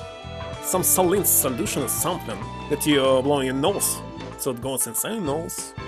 From the other one, well, it's kinda stupid and I don't want to tell how it's working. But anyway, it's got inside my inner ear here, on the left. So half of my jaw went numb. Not even half, just quarter. The upper one, this one. And there was a severe tooth pain. Very severe one. Whole Monday. Well, actually it was Sunday night and Monday morning. All because of this. Spent like 2 hours to get rid of the liquids. Fell asleep. But in the morning I woke up, took a vertical position and it's happened again, second time. So after this I am not using any solutions etc. to get rid of allergy, except maybe some pills. That's all. And finally I'm back Monday. But maybe for a week or two, because next it will be something like business trip. It'll be a fun again for maybe 1 week, maybe 2, I'm not sure. when exactly will return. It'll take time. Anyway, playing another Layton game using iPod, actually. Not the phone. That's another thing. I was using was doing a tile job. It's actually a cement, the white one, and it went all my hair here on top. So I was trying to Google how to get rid of it without actually making a haircut. Actually, I didn't want to be completely bald on this. I found that you can use what was called again? Color Oops. I bought it, use it, and it's actually lightened my hair because it contains some kind of bleach. But don't need to actually cut my hair. Get rid of the cement. What the heck was this? It did happen. Actually, it was much more different. It was super yellow and a very unnatural color, especially on the top. Exactly on the top. This one was black. So I bought several shampoos, got rid of yellow and some other one on Amazon. Actually, I don't remember how they were called. Let me check. Color correction. I also bought this semi-permanent hair dye just for men, but I didn't use it yet. Well, one was Goodbye Yellow, second one was Red Can Detox Hair Cleansing? Whatever. That's the final color. If I want to make it dark, I must use semi-permanent, but actually, I'm not sure. Should I use it or not? Well, we'll see. Maybe next week. Well, seeing that duster rotten hell. Please try to remain calm. Let's continue with our investigation, shall we? Actually, it's kinda strange. Why the heck the product is supposed to get rid of color if you have some color in your hair? Actually bleaching it. Also, I was saying that you can use it for 60 minutes at max, and I use it only for 15, so not much. Anyway, that was enough. Of course, excuse me. The bullets pass straight through the victim's body. Should be able to find it somewhere on the scene. Hey, you prof. You're looking for a bullet hole now.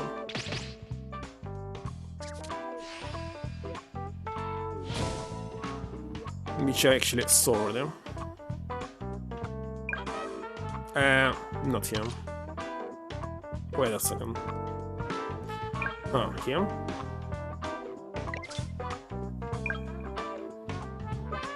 That's it, prof.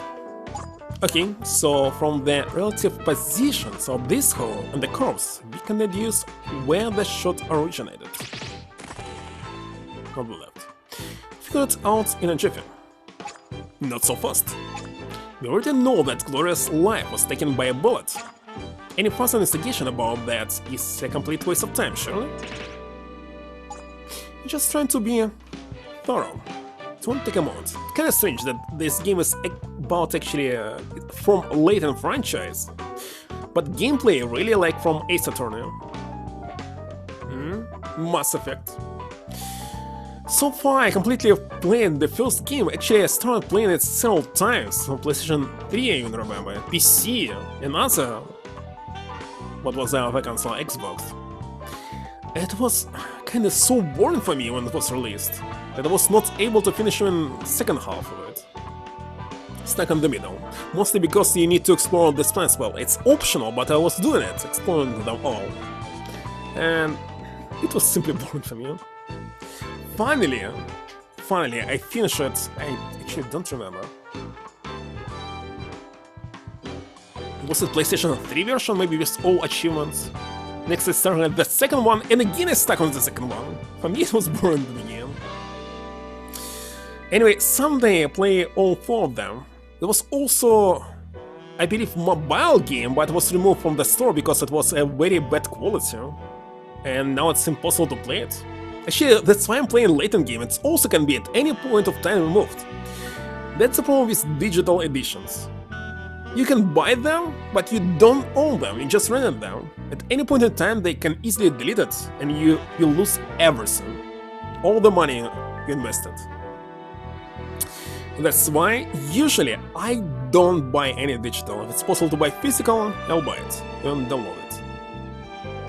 But this game I actually bought. Just trying to be thorough. It won't take a month. So now if you would like to play every single Mass Effect game, it's simply impossible. One of them is not available anymore. It was deleted. Well, if you will waste precious minutes while that's miscreant ROMs free, just get on with it quickly.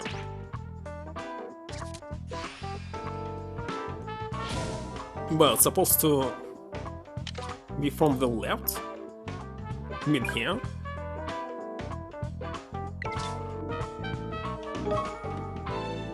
Well, as far as I can tell, I'll put the shooter about him. And that was my position on stage. Sorry, Angel Face, but you're reading the wrong lines. Think again. What do you recently see? What proved that this is the location from which the killer took the shot? Under the lights, the body and bullets all placing. It's really out of sight. Second one, of course. That's within the 1 to 3 meters distance from the body. Yes, it's indeed likely the shot originated here. And this spot alright. The gun must be fired from right here. But an extraordinary coincidence, ladies and gents. 1 in a million. The very spot I occupied on stage. Of course, it's of no relevance whatsoever. As I expected, this has all been an utter waste of time. On the contrary, it's extremely relevant information. Pardon me? When the shot was heard, it was pitch black on stage. Shooting the victim dead with a single bullet in total darkness is bordering on the impossible.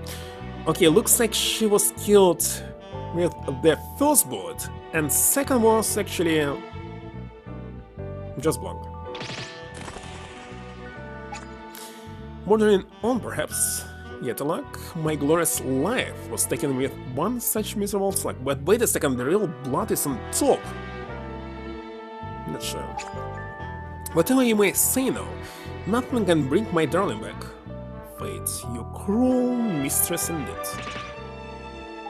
Not very true, nothing will bring Miss Blaze back to life, but the final curtain has already fallen.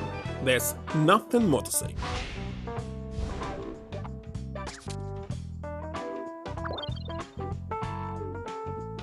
Well, I think that settles it. Click is the killer. There can be no doubt. But where have you been on all this time, huh? Let's recap. The victim, Gloria Blaze, was killed by a single bullet. And the person found holding the gun was none other than Clegg. However, Clegg was hit by someone and knocked unconscious. And if he'll been trying to make it look like he hadn't done it, he'll never have kept hold of the gun. But he's a complete clot. He hasn't the brains to work that out. The other things in Norfolk Saturn is where Miss Blaze was shot from. That's where you were standing on stage during the performance, Mr. Strobin. Yes, by a cruel twist of fate, my beloved seems to have been shot from the very spot where I stood. The problem is in the timing. The shot to shoot somebody from anything other than point-blank range in total darkness is bordering on the impossible. It was a fluke. It's completely irrelevant. However, never mind all that. I've just remembered something of vital importance. But that's then, out of the blue, the death threat. There was a threatening note, was there not? With that additional evidence, you will have no choice but to acknowledge Clegg must be the killer. Seems we have some more instigating to do. And if you do, find the death threat. This one. Now picture this scene. Clegg falls in love with the beautiful Gloria, but his passion is resolutely rejected. Consumed by self-pity and rage, he sends a death threat to the poor, defenseless flower. So, where this death threat now then? Somewhere at the scene of the crime, naturally. One of the detectives who came to the theater told me of it. I'm quite sure it's there. And you haven't actually seen it with your own eyes, though. I don't need to see it to know what artless people Clegg no doubt came up with. Now go on and find it. Don't find it. Find the note that contains the incriminating death threat. Actually, I would like to remove the blood. So the real one is actually on top.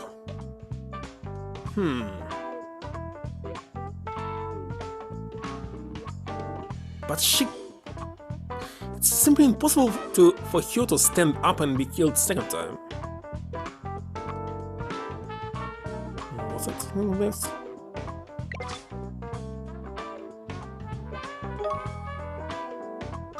Hey Prof, I reckon this must be a bad death threat, don't you? Excellent work, Lucy. It's for the Prof to decide, Mr. Trappin, not you. You'll pay for betraying me. I see. Isn't it a bit funny that I'd say that? Betraying, I mean. Makes it sound like Clegg and Blaze had a fling or something. Atterter. Gloria only had eyes for me. In that case, it seems probable that Mr. Clegg was not the author of the note. That's one possible explanation, yes. So, who were it that Miss Blaze had done the dirty on them? Of course, it's so obvious, the killer must have been a member of the audience. Gloria had countless fanatical followers. Picture the scene, a fan consumed with jealousy or a glorious engagement to me. My poor beloved, how you shook like a little lump when you opened one of the tasteless letters. This cup of paper we've been using always, quite obviously a death threat from this unhinged fun.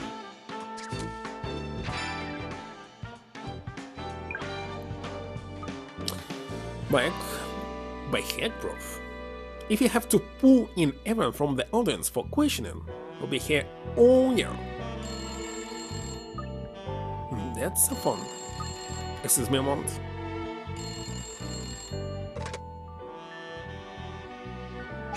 So tell me, are you two involved? I beg your pardon? You must be, surely. A true stallion would be sure to get a little frisky, cooped up here with such a fine young fellow. If I were here, should take it as an insult to my femininity that nothing has happened. And you're red-blooded male, aren't you? Why is the heck every single case here about this?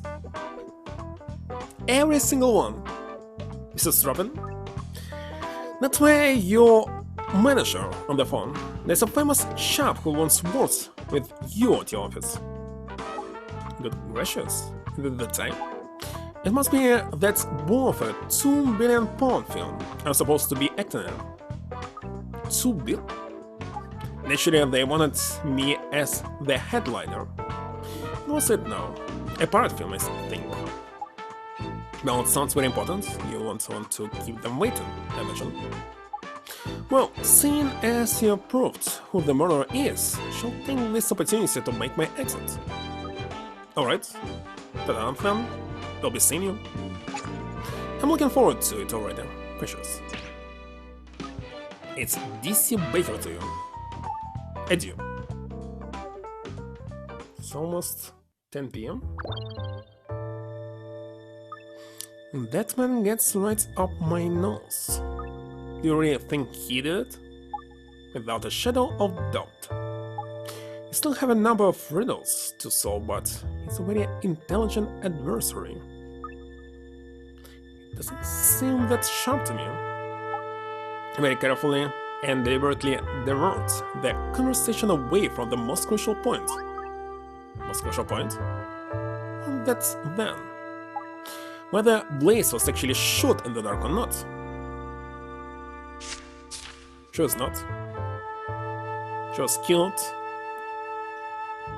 with the first shot. That's kind of obvious. Should I continue right now? But I continue tomorrow. Listen, when did I start? I definitely planned for 3 hours 40 minutes. 9, 8, 7, 6. Started at 6. It would be nice to start early tomorrow to cover more. So my question is it possible to save here in the middle? I can only quit keys. It's supposed to autosave. Let's see.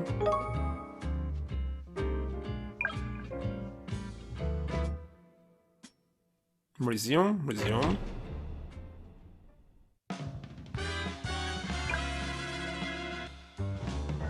Reopen.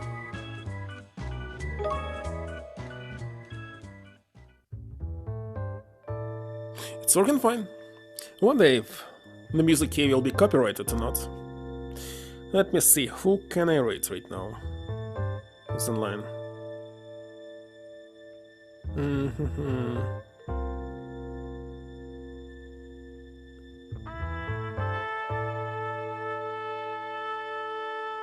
Actually, I have some people.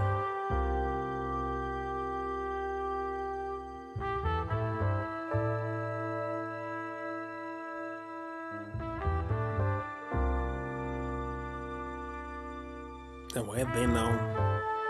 When you start on the rate, it's kinda... It's fully outsorted. Yeah, this one.